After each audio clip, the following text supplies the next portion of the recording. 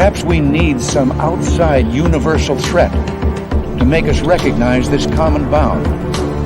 I occasionally think how quickly our differences worldwide would vanish if we were facing an alien threat from outside this world.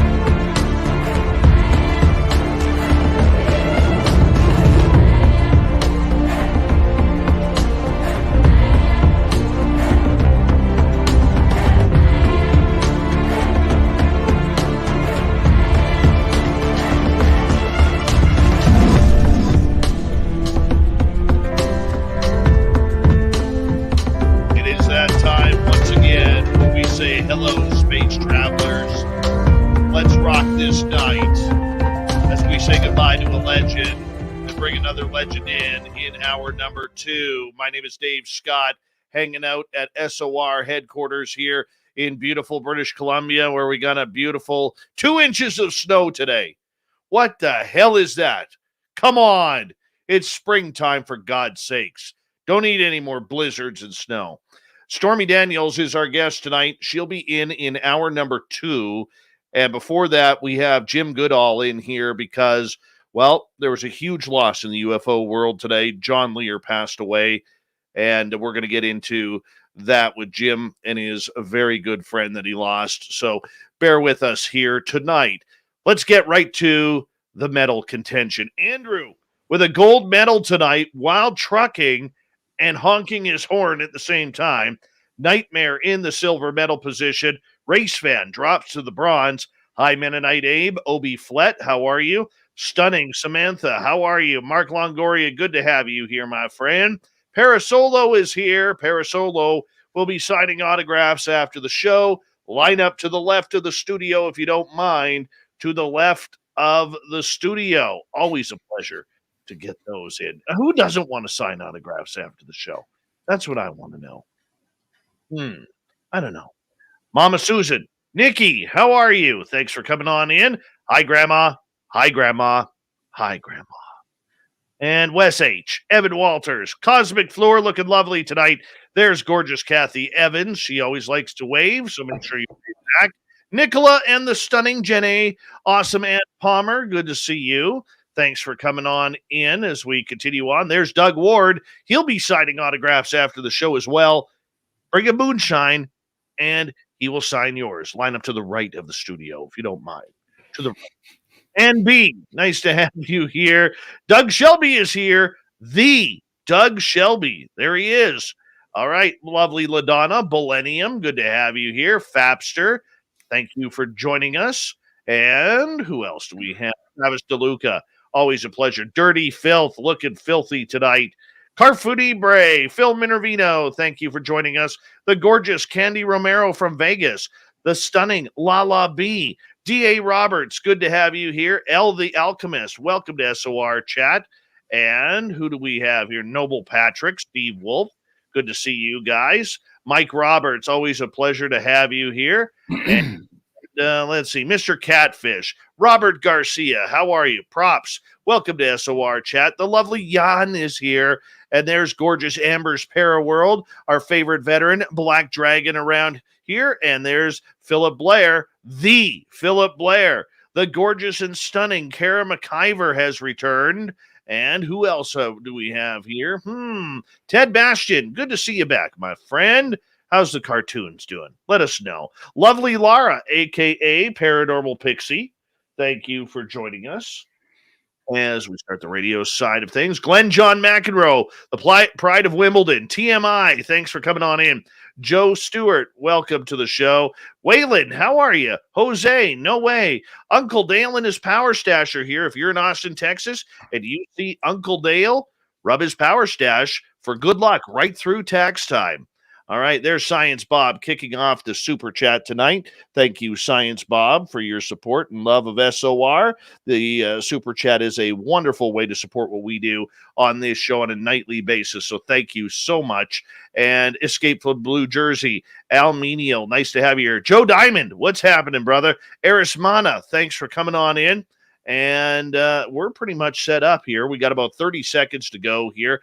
Jim Goodall is going to be here for the first hour, as today the UFO world lost John Lear, a real legend of his time and in aviation history in the United States. Hour number 2, we will have Stormy Daniels with the Spooky Babes. There's the lovely and talented Nicole Sackage. Gorgeous Gloria, good to see you. We're going to have a great time with all of you tonight. So we need to do something here. We do it each and every night. Let's get the horns up.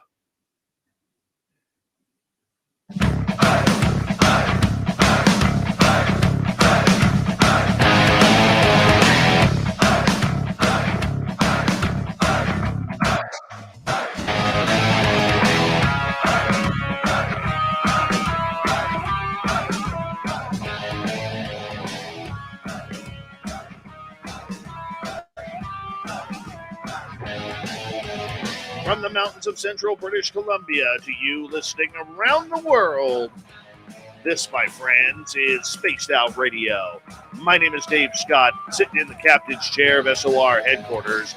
We welcome you to tonight's show on our terrestrial affiliates around North America, digitally on Odyssey Radio, TalkStream Live, and KPNL. All of our archives are free. Join us at youtube.com/Spaced Out Radio. Do old Davey the favor, hit that subscribe button.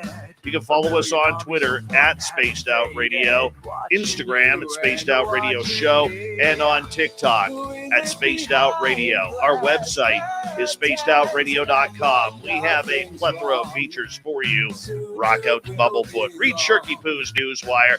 Check out our swag as well. Tonight's show is brought to you by Chive Charities. Help make the world 10% happier by visiting Chive Charities today. You can find them on our website. We got a great show for you tonight. In hour number 1, we're going to pay tribute to John Lear. This is a historic loss for the aviation industry and history in the United States. Who better to have him on than Jim Goodall to talk about his friend who he lost today. Then in hour number 2, we're going to get spooky with the spooky babe herself. Stormy Daniels is going to be here to talk about her paranormal life as we learn all about that. We'll see what happens in hour number 3. It's a gong show tonight, but we are going to make it happen starting right now. Jim Goodall, we bring you in a somber night for you. And from all of us at Spaced Out Radio, we wish you the best and empathize with what you're going through tonight with the loss of your good friend, John Lear. How did you find out the news, my friend? Bob Lazar called me.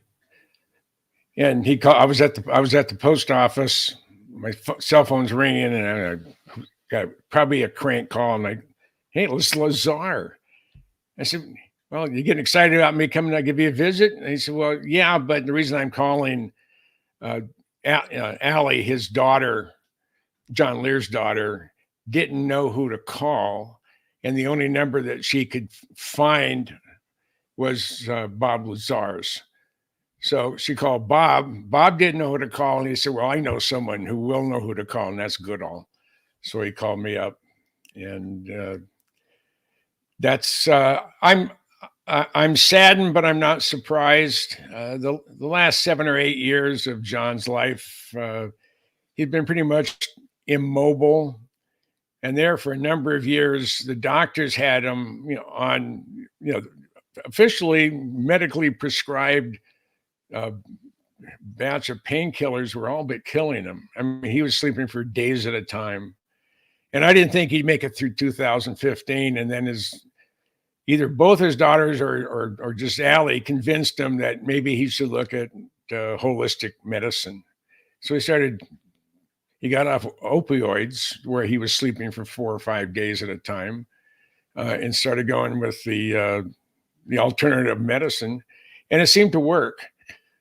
And I'm blessed that I saw him in it was the end of September, early October. I took a couple guys out to the backside of Area 51, and went to the north fence line at Area 51, and then we went to Tonopah Test Range.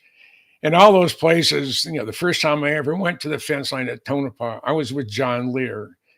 The first time I ever literally looked down and saw Area 51, we were on the top of Whitesides. I was with John Lear. And the next time I was able to see Area 51 from a different perspective, that was Freedom Ridge. And I was with John Lear. So virtually all my experiences in Nevada, and there's been a lot of them, were pretty much were part of my life with John Lear. And I was blessed. I've known him almost 50 years. And there's not that many people out there, and maybe there is, I don't know, but people don't keep their friends anymore like they used to. I do. My best friend this year we'll have been friends for 60 years, and I'll be his friend until the day I die or he dies. I wasn't surprised by Lear's death. When I saw him in September, October, he was extremely weak. I went reach out to shake his hand, and he could hardly get his hand up. And my heart just ached. And he was still the John Lear he's always been. I mean, this guy's a character, and he's a prankster, and he'll do stuff. And you think he's ready to pull a gun out and shoot you. He's so mad at you. And he's ripping you up one side down the other. And then you're looking, if you can look in his eyes long enough, you can see him twinkle. That's when you know he's feeding you a line of crap. He's just pulling your leg, and he just laughs. Oh, I got you again. So he's one of a kind. I think one of his flights, he was escorting, not escorting, he was flying O2 Skymasters. That's the Cessna Skymaster pusher puller. It's the O2. And he was taken off from Hamilton Air Force Base, which is in San Rafael, and Hamilton hasn't been around forever. Beautiful base right on the north part of San Francisco Bay, and he was flying the O2s to Vietnam.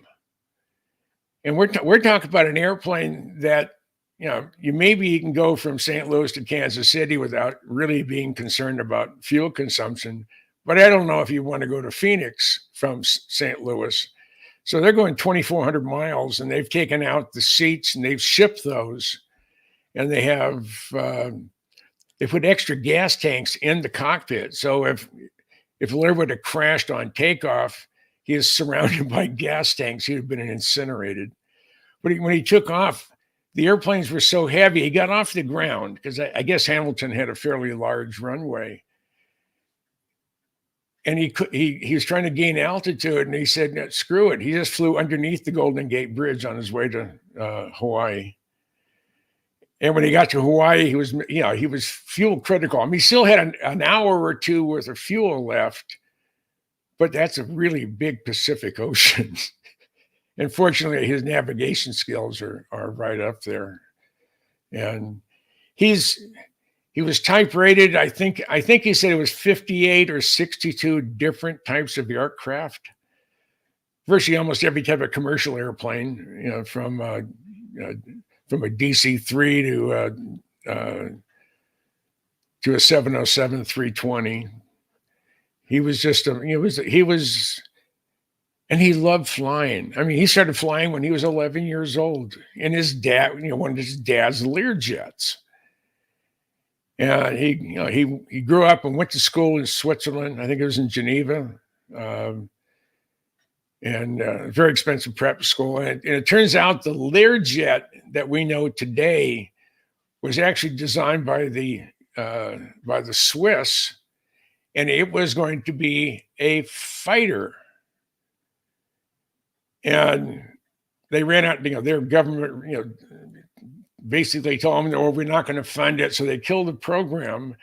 But it was, all the hard work had been done. And Bill Lear, the really wheeler dealer he was, he bought the rights to the design of the jet, modified it to carry people, and that's what became the Lear 23, the very first Lear jets.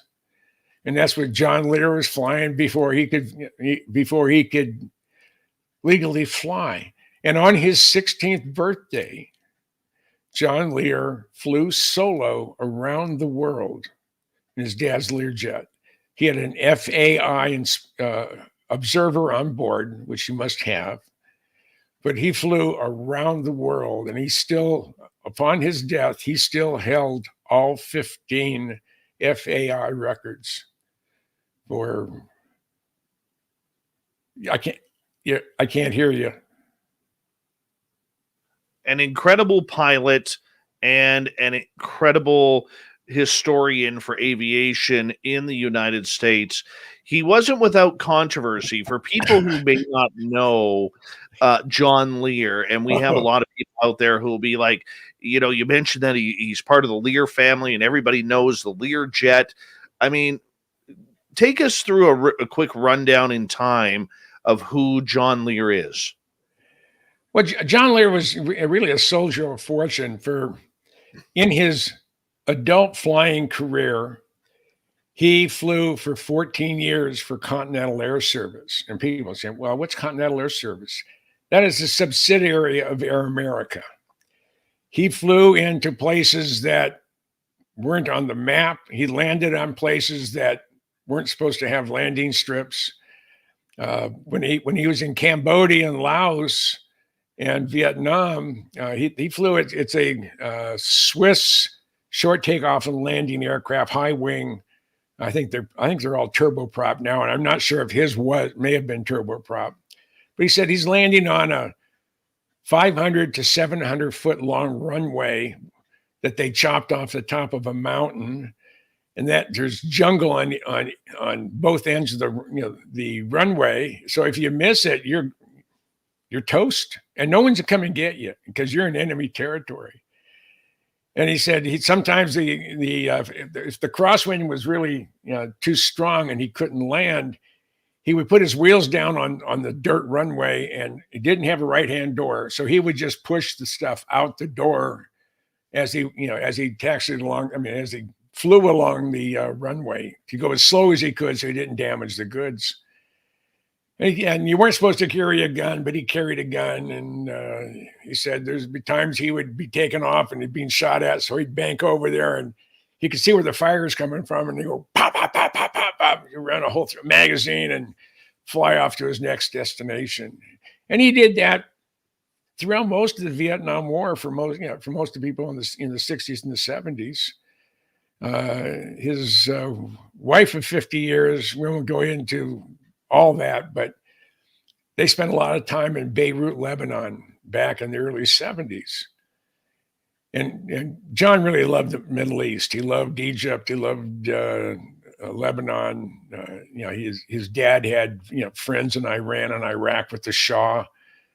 So it was just a part of the country he just enjoyed flying around, primarily because they don't have any rules.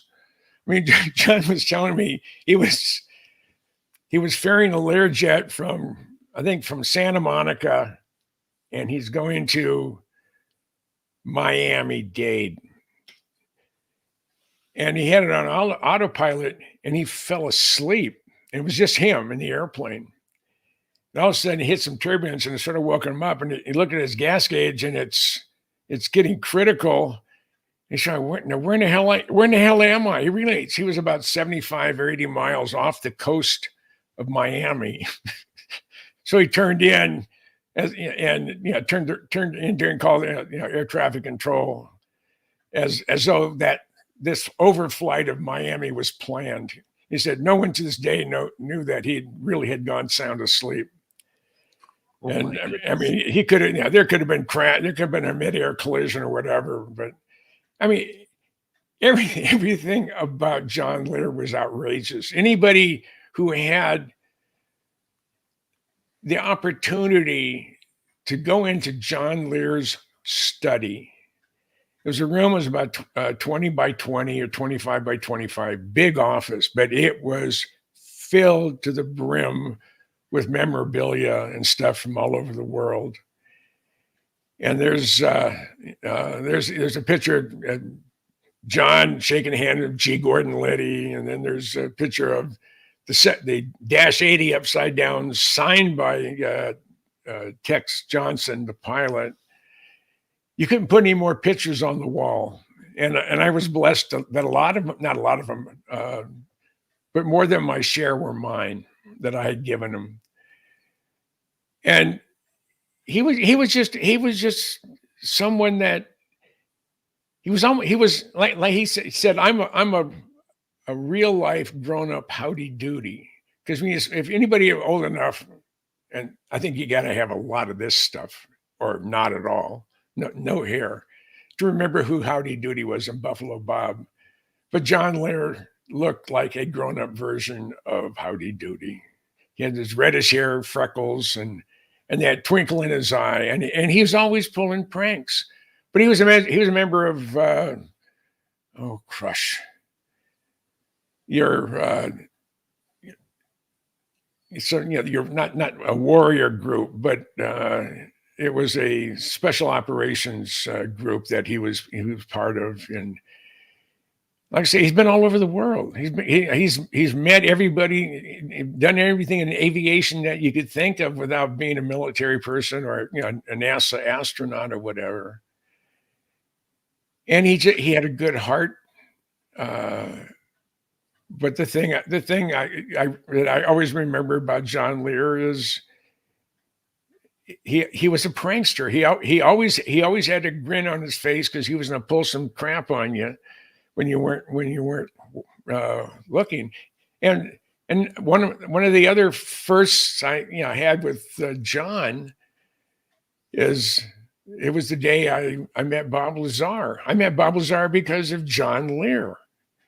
And it's ironic that Lear would call me, Lazar would call me to tell me that Lear had passed. But the way I met Bob Lazar was in early March of '89. They just announced the existence of the F-117. And John and I are going up from Las Vegas to Tonopah. We're going up US 95. We're just north of Scotty's Junction, and an F-117 flew right over us, about 1,500 feet off the road, sort of cutting about 45-degree angle on the road.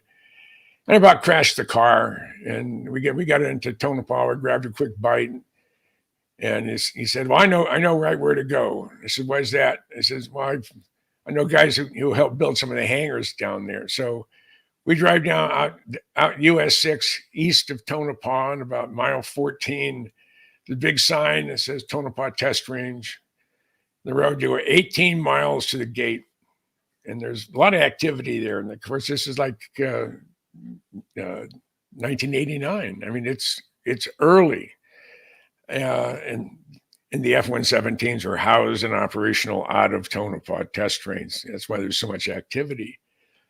So we just drove along the north fence line, and we got to about 2 miles down the fence line.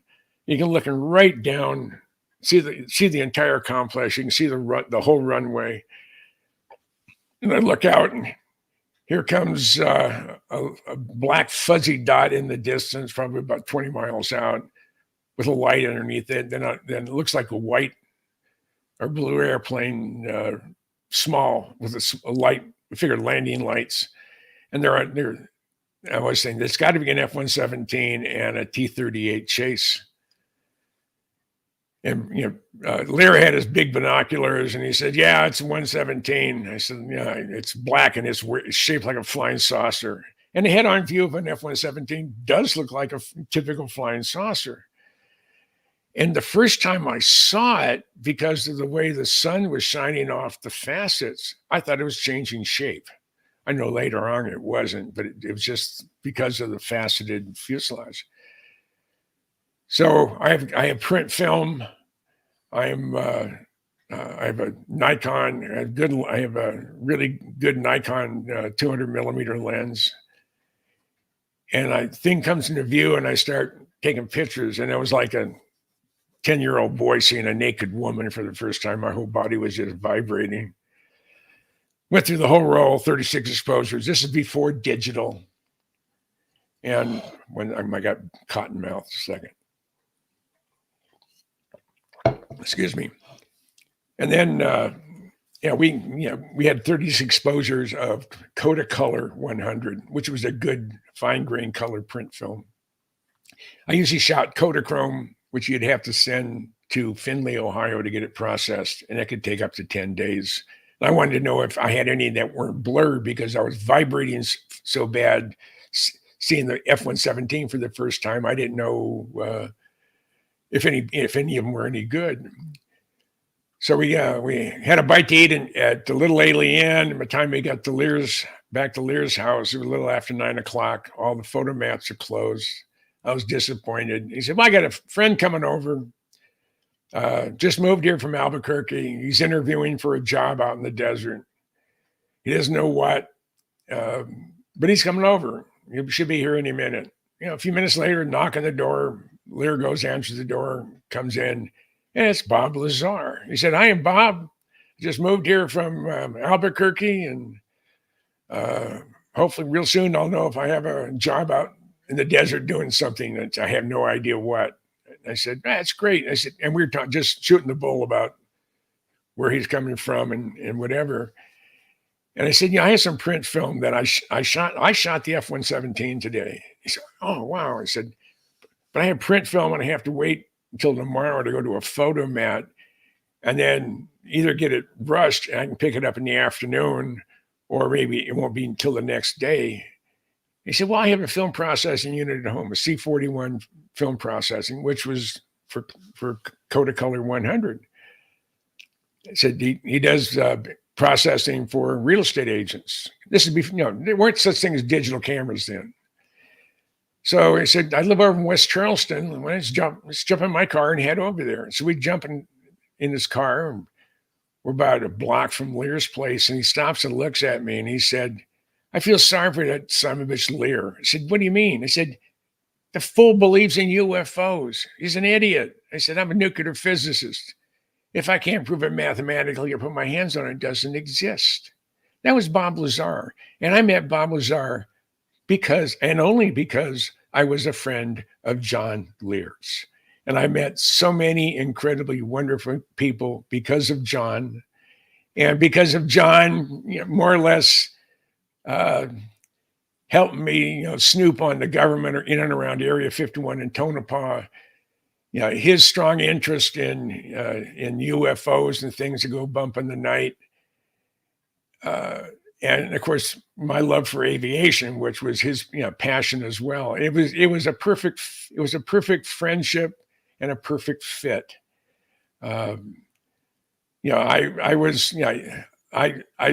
admired John. He did most of his adult flying in extreme pain because of his broken feet. I don't know if you let's pretend this is a foot and this is a rudder pedal. In one of his crashes, his foot went like this, and his toes, both his toes, from both feet, reached his heels. That's why he was always in so much pain, because he had broke or shattered every bone in both feet, and he did it twice. Son of a gun.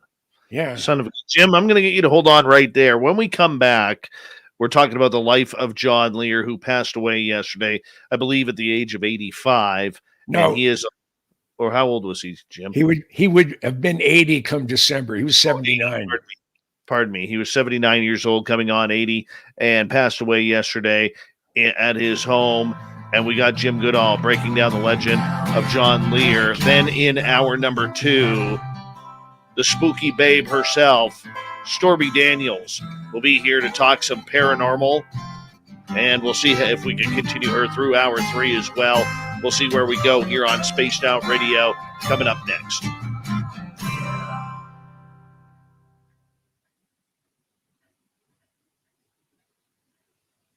All right, we're clear. So far, so good, man. Oh, thank you. Thank you. Your hair looks incredible. At least I have it.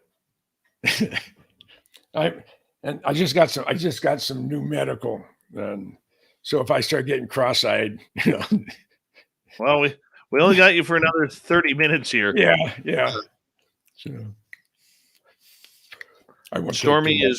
Stormy is filming some paranormal stuff right now, so we had to delay her until hour 2, and thank you, Jim, for hopping in on extremely short notice to do this.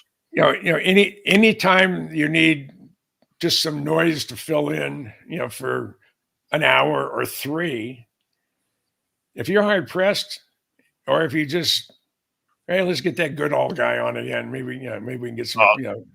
The name Goodall is synonymous with free pass here. Oh, okay, good. I mean, but anytime you would like me on, as a filler, or just another head to, to talk to the world, to talk to your, to your audience. And I had a ball with Lynn on Monday. Yeah. It was just fun. I do have some news about Lynn. I'm not sure if you saw our Facebook post today, but Lynn Waldington and I agreed to part ways today. Oh, and it's sad for us. And she, but here's the reason why. All right. Lynn and I are great friends.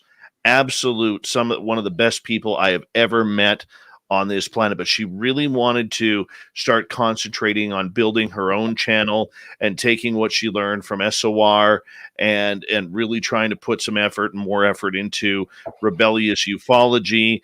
And I loved the idea. And I think that it was a very strong move for her. And there is no drama. There was, in San Francisco this past weekend, her and I, that was the first time we met. She was absolutely incredible and just a fun human being. And what a pleasure to meet with her. But she wants to concentrate on her rebellious ufology, which she'll be doing during the day, I believe during the week. And we are going to continue doing what we do at Spaced Out Radio. And Lynn is still a great supporter of what we do. And we are huge supporters of what she is doing. And you know what? We're in better hands because Lynn was here. And I did say to Lynn that at any point, if she ever wants to come back to SOR, the door is always open for her because I love her. And Dave Hurley, her fiance, is incredible. And honestly, they are fantastic people. And, we're going to miss Lynn around here. But like I said, she wants to concentrate on her own channel and do what she wants. And how do you say no?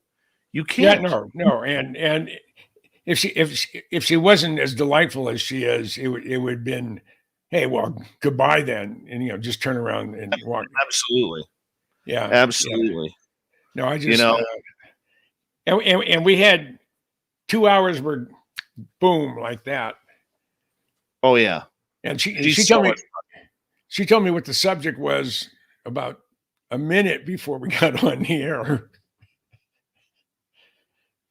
Well, you and her on Rebellious Ufology are going to make a great show. A great show. I mean,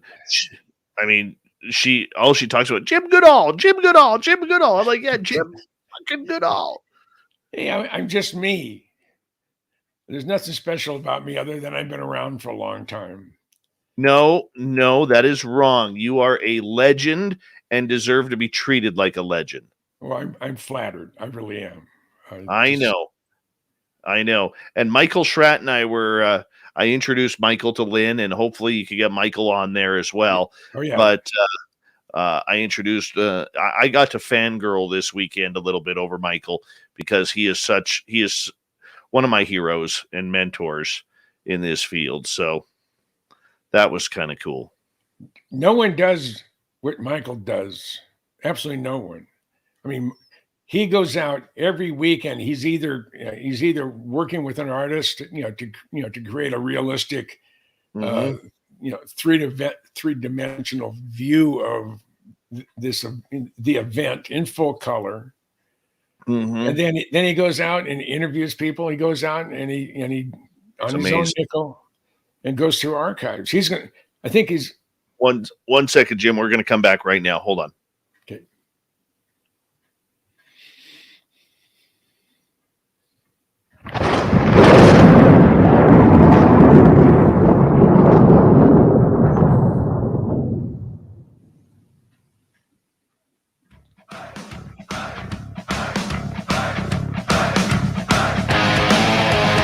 Second half hour of Spaced Out Radio is now underway.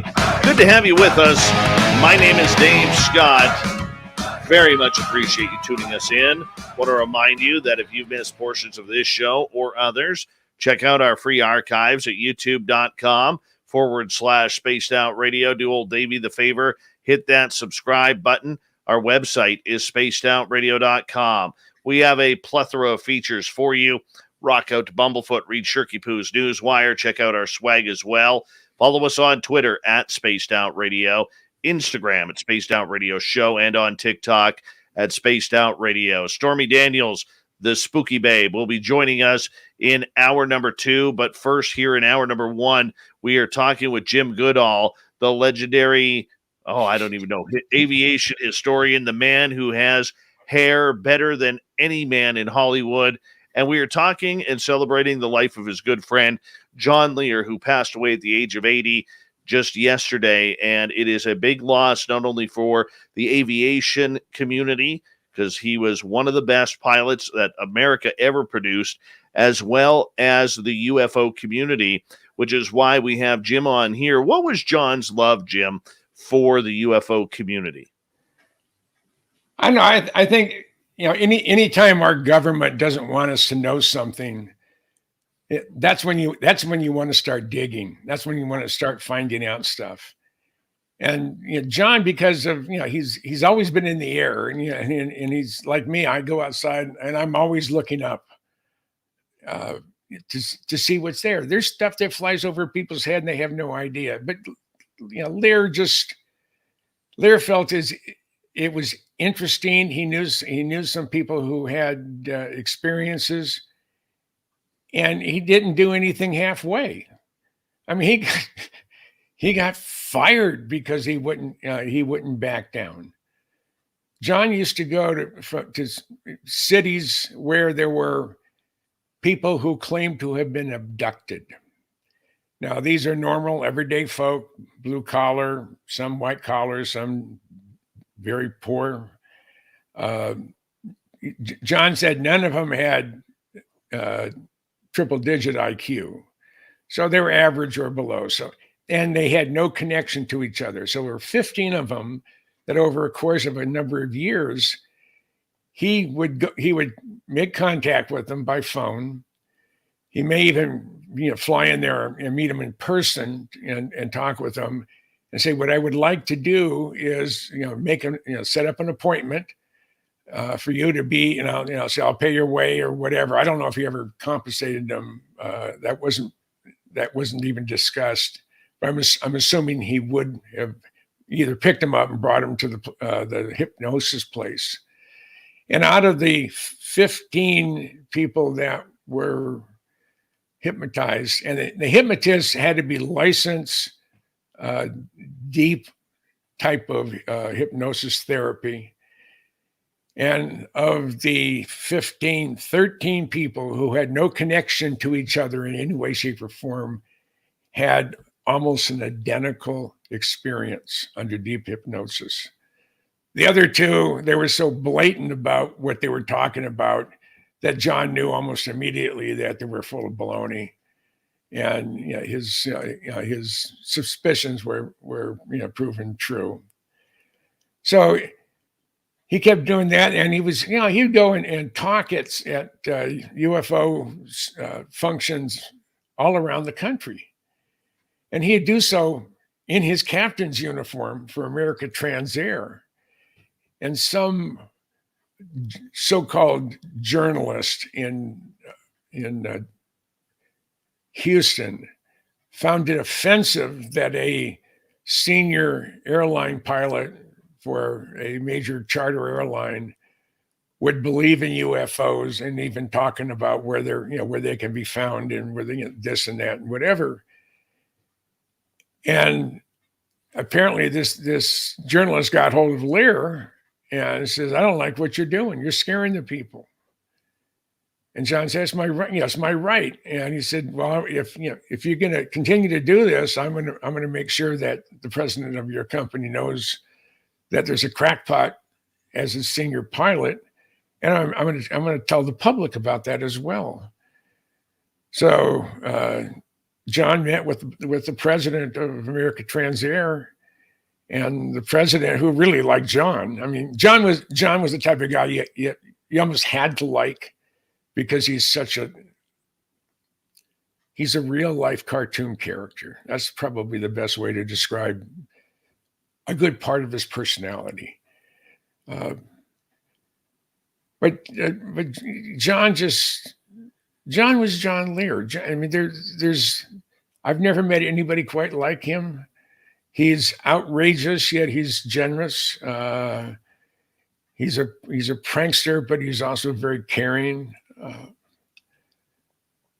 And we could, and I could just sit down and we could just chew the fat for hours and hours and hours. And all of a sudden you realize that, oh my gosh, it's 1 o'clock in the morning.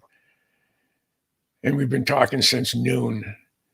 I mean, just about everything. And he did most of the talking. I mean, he flew all over the world, and he flew in some of the most incredible countries before there was such thing as tourists going into Thailand or going to Cambodia or even going into the Middle East. So Beirut was in 1973 was the Paris of the Eastern Mediterranean. Said it was absolutely beautiful, and he said he's been back there since the Civil War, and it just breaks his heart. And because of him, I met other people. I mean, John was the linkage for me meeting Art Bell, for me getting to know George Knapp, and for me getting to know George Norrie, and the list just goes on. I mean, and I wouldn't be sitting right here if it wasn't for John Lear. Period. I mean, he was that special of a friend. Now, he wasn't an experiencer himself, but he took to the topic like no other, especially with his knowledge and expertise in aviation. I know he saw UFOs, especially out in the desert, with Bob Lazar. But for you, when you talked UFOs with him, how was his interest in this topic? Well, he put his money where his mouth is. He walked away from probably $250,000 a year job plus bonuses and stuff when he wouldn't back down. When the president of ATA said, "Okay, all you have to do is promise me that you won't go into any more UFO, you won't go talking at any more UFO, seminars or whatever." And John said, "That's my right to do that." The answer is, I will, I'm going to continue to talk. He said, "Well, then you're fired." And he called Mary Lee, and Mary Lee got so irate, she emptied out his office or his den or his study. I guess that's, or mausoleum, however you want to put it.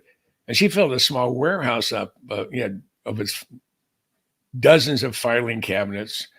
And John was to his neck of the interest in aviation and things that go bump in the night. The only equivalent as far as the level of passion would be probably Michael Schratt.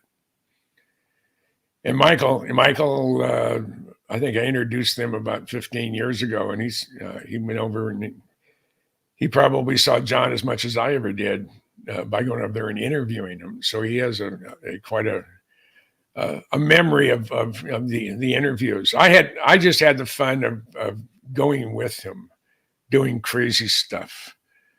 We went and spent a day at his mine, the Cutthroat Mine, and the government absolutely hated John having that land claim, and he missed a deadline by 3 days, and they wouldn't renew his claim. And the EPA came in and told him that he had to render the whole area. You had to bring it back to its natural habitat. So here you had, and it was, I guess it was some rare earth involved in John's mind, which would be useful today since we've cut our nose off to spite our face when it comes to titanium and rare earths. But again, John was one of those guys. He didn't have one incredible life. He had dozens of incredible lives. I know he told me later that it was his mom's insistence that William Lear write John out of his will. And because John would not take over the running of Lear Fan. And John had told his dad, I said, you have 3 things on this airplane that won't make it past the FAA inspectors or certification. 1, no one has ever flown for private or business use a composite fuselaged airplane and wing. Says next it's a twin turbojet engine, turboprop engine going into a single gearbox, turning a single prop rear at the rear. That is something that's okay for helicopters, but it's never been certified for aircraft to be sold to the general public. And then I forget there was one other part of it, and it really upset Bill Lear. So when Bill Lear died, and there was reading of the will, John's there at the attorney's office, and he says, to my children from my first wife, and from Moya, I think it was his second wife. Everything is split evenly except for John Olson Lear. He gets nothing. And everything where there was something being split up among all of the children except for John Olson Lear, he gets nothing. So John said that following Christmas, it was, this is before the internet, of course. He and Mary Elise sent out, I think it was 25 or 3,500 Christmas cards, and it was Merry Christmas and Happy New Year to one and all, except John Olson Lear. Oh, that was his Christmas card. So that's the type of guy that John was. He was a free spirit. He always swam, against the tide. He like me has his mouth has a habit of getting him in trouble. Right. Like I always said that, it was actually my TI in basic training. And he's the one that said in front of the whole squadron, he said, Goodall said, you have everything going for you but your mouth. And it's held true for the last 65, almost 70 years that I've been being a pain in the butt to people.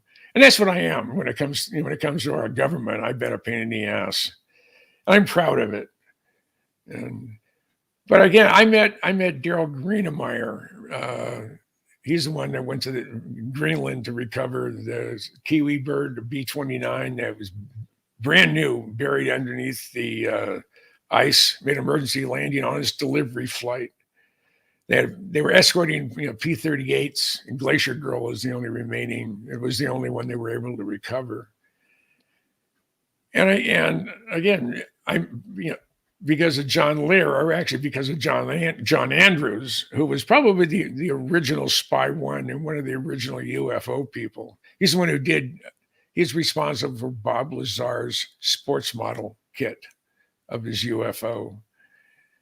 And John Andrews was the reason I met John Lear. And John Lear is the reason I'm here today.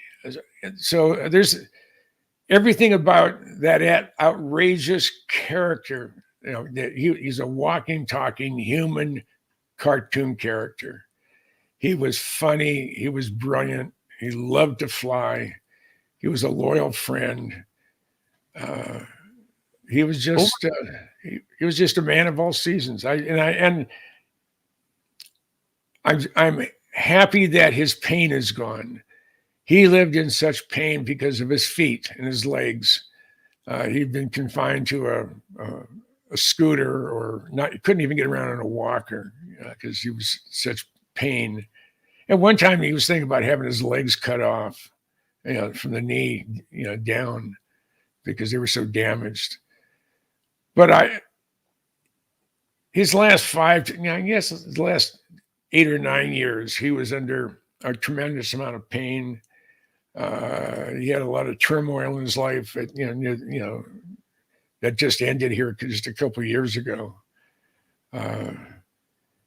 He went from rags to riches, back to rags to riches to rags again, and it didn't seem to bother him. I think it bothered Mary, but it didn't bother him. But he was used to being the life of a brilliant man, his dad. Right.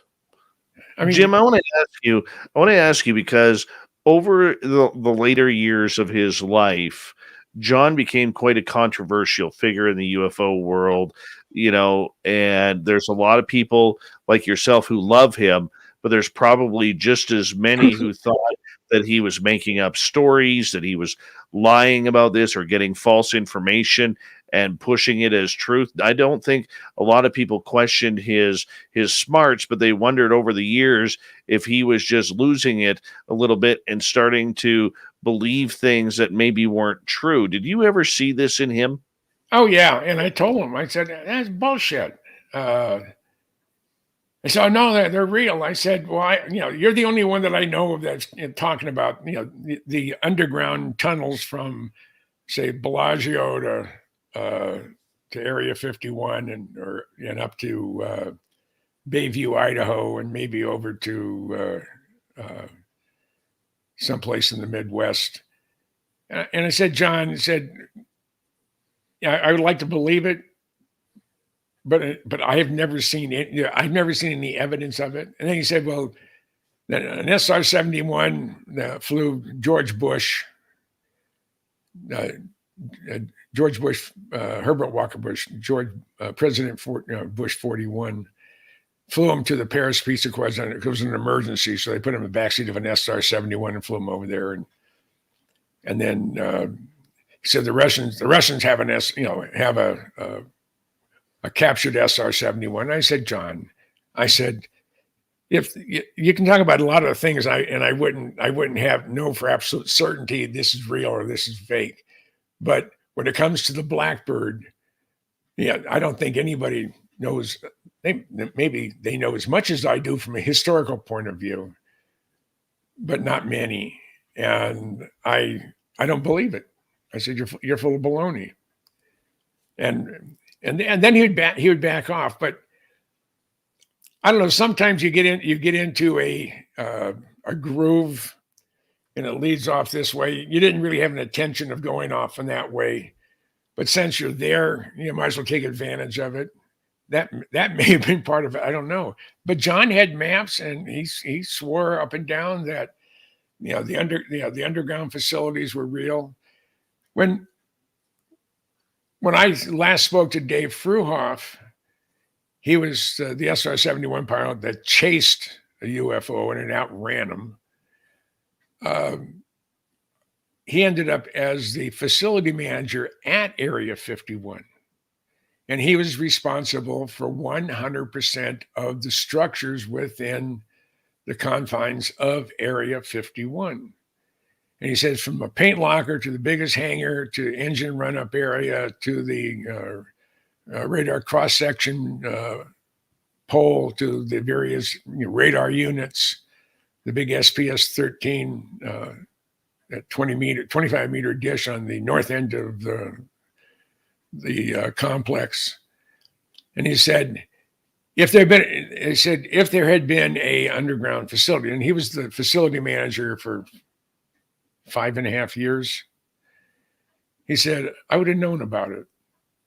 And I said, but at the Nevada test site, they have the equipment to cut through a 36-foot diameter hole through solid granite at about an hour, about a foot an hour going through. So the technology exists. And this is Dave Fruhoff's response, not mine. This is what he was telling me. And then he said, and you'd have to have some place to put the debris. You're gonna have to haul it out somehow. And how we're going to do that? So it's going to be trucks. I said, okay, then you're going to have either a heavy duty dirt and gravel road, or you'll have a paved road coming out of the facility. And I said, you can see Google Maps. I know they cooperate very closely with the federal government on not having the resolution in certain parts of this country has been the resolution has been reduced significantly, or it's just pixelated and you can't see anything. But our government wouldn't lie to us, almost like the Canadian government, right, Dave? Right. Yeah. So did John exaggerate sometimes? Yeah, he was an eccentric. He was outrageous in most everything he did. He was a swashbuckler. He was born at the right time of his life, where aviation had a total and complete effect on his DNA. I mean, everything about him was and stuff. If it flew in the sky, then he wanted to know about it. And that's when he started getting more and more involved in UFOs, tracking down people who had been abducted. He was just a John Lear. 90 seconds left with you tonight, Jim, on the life of John Lear. Wow. Well, give us a quick rundown. Just your thoughts. I am blessed to have known him. I endured some of his sick humor. We had a ton of fun together. And John and I were out in the desert. We had little red dots on our chests. And it's just, he was a one of a kind. And I've met some real characters, but he was there. He was at the top of the list of characters I've known. So it was my honor. I was blessed to have known him. And people come into your life because they're supposed to. I don't believe it was a chance meeting that I would meet John Lear. Same as it wasn't a chance meeting that I was to meet the golden voice of BC, Central BC, Dave Scott. Oh, you're way too kind. You're way too kind. And Jim, I want to say thank you so much for coming on in short notice to talk about the life of legendary aviator John Lear. And sorry on behalf of all of us at Spaced Out Radio for your loss of your good friend. And on a positive note, my friend, I'm very excited to see you in just a couple weeks here at the SOR fan party in Las Vegas, April 22nd to 24th. So thank you so much, Jim. Hey, what do you mean? You gave me 3 minutes notice. I did. Well, it was 5. It was 5. Oh, Jim I'm Goodall, sorry. the legendary Jim Goodall. Coming up next, Adios. Another legend, the spooky babe herself, Stormy Daniels, first time on Spaced Out Radio, and we are going to get all spooktacular with her talking ghosts. Yeah, let's shift it over to Paranormal next on the Mighty SOR.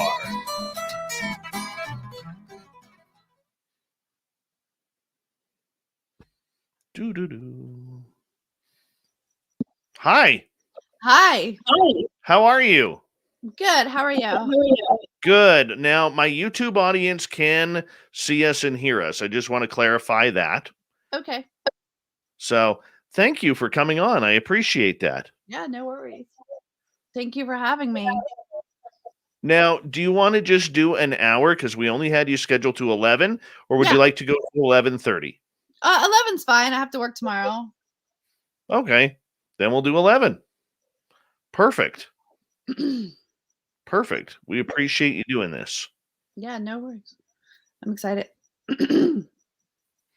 Me too. Mm.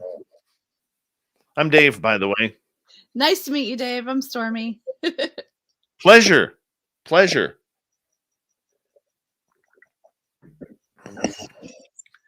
And the audience is picking up now. So we're just on a radio break right now. So that's kind of what we're up to. And that's why we're kind of just sitting here twiddling our thumbs.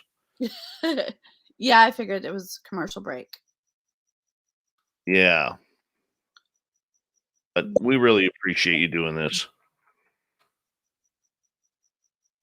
Is there still an echo? Somebody said there's an echo on my voice.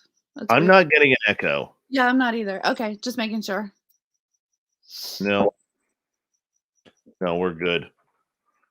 Just saying hello right now to everybody who's coming in to our chat room right now.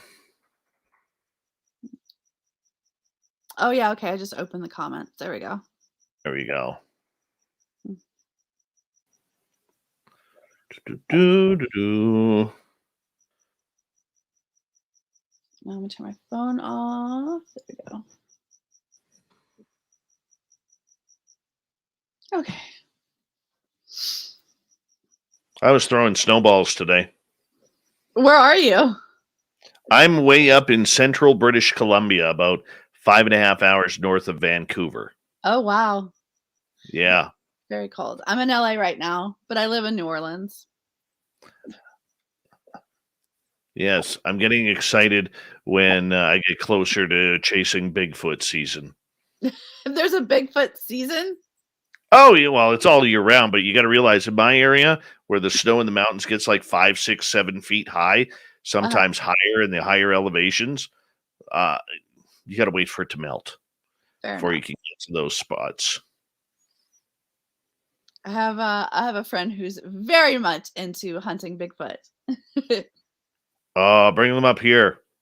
My buddies and I actually my audience knows this story, but my buddy Merle and myself and our armed guard, my buddy Mark, actually we're doing a paranormal investigation out at a plane crash site that is still Canada's largest unsolved mass murder from 1965.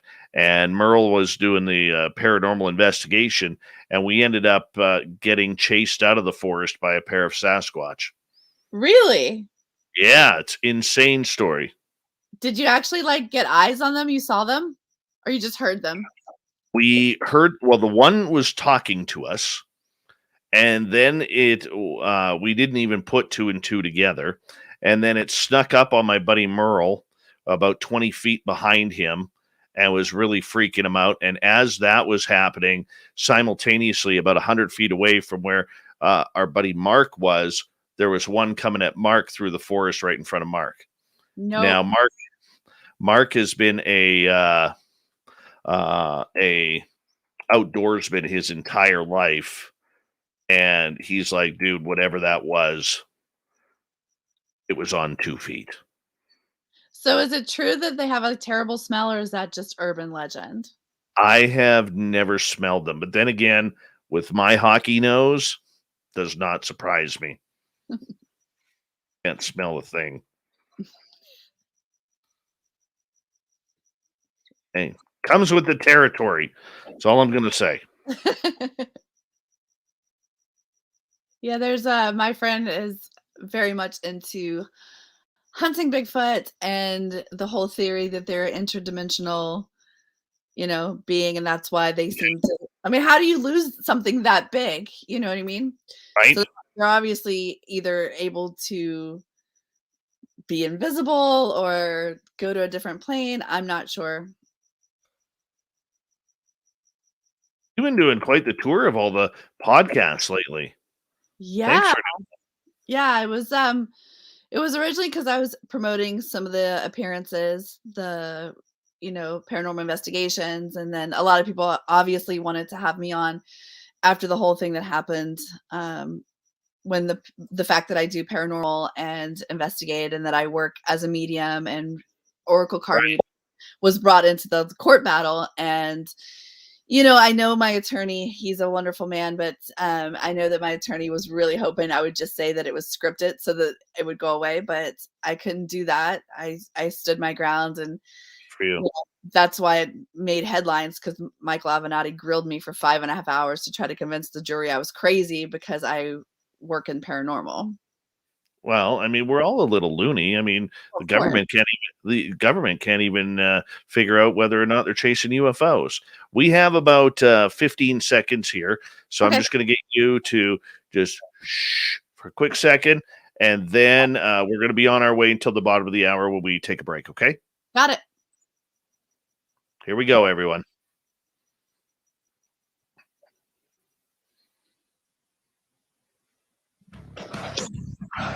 You're listening to Spaced Out Radio with Dave Scott. Follow Dave on Twitter at Spaced Out Radio and on Facebook, Spaced Out Radio Show. Hour number 2 of Spaced Out Radio is now underway. My name is Dave Scott. Thank you so much for taking the time to join us. We very much appreciate earning your listening ears wherever you are on this beautiful planet we call Earth. Hello to everyone listening in on our terrestrial affiliates around North America, digitally on Odyssey Radio, TalkStream Live, and KPNL. All of our archives are free. Join us at youtube.com/spaced out radio. Do old Davey the favor, hit that subscribe button. The Desert Clam has set the password for tonight in the SOR Space Travelers Club. Warfinger. Warfinger is your password. Use it wisely, space travelers, as the Clam sets the password each and every night right here on Spaced Out Radio. Our website, spacedoutradio.com. We have a plethora of features for you. Rock out to Bumblefoot. Read Shirky Poo's Newswire. Check out our swag as well. Follow us on Twitter at Spaced Out Radio, Instagram at Spaced Out Radio Show, and on TikTok at Spaced Out Radio. Hey, you know her name, you know who she is, and you know that she is now one of the biggest names in the paranormal industry. Stormy Daniels is here, and her team is called Spooky Babes, where they go around to some of the most haunted locations in the United States looking for ghosts. Now, this is a big turn of events because her name has been in the news lately, but you know what? I don't care about that. I don't. I'm Canadian. It doesn't matter to me. All right? I'm here to learn about Ms. Daniels' very intriguing, very convincing ghost stories. Stormy Daniels, welcome to Spaced Out Radio. How are you? I am good. Thank you for having me. Very glad you are here, and thank you for taking the time. You know, you are someone who has been a big name for well over 20 years.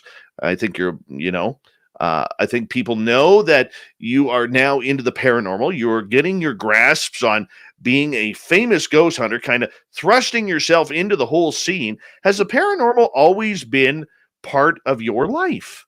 So I get asked that question quite a bit. And it's funny because now that I'm involved in it so heavily, I'm remembering stuff that I experienced when I was younger in my past that I didn't even realize at the time was paranormal. But I would say that just like everybody, heightened sense of intuition, but maybe mine was just a little more keen. Think of somebody and they call, get a bad feeling about going a certain way. So you go a different way, and then you find out there was an accident, or just get a bad vibe about a person and then find out later that they harmed somebody else. But I always had like one or two big, undeniable paranormal things happen a year my whole life.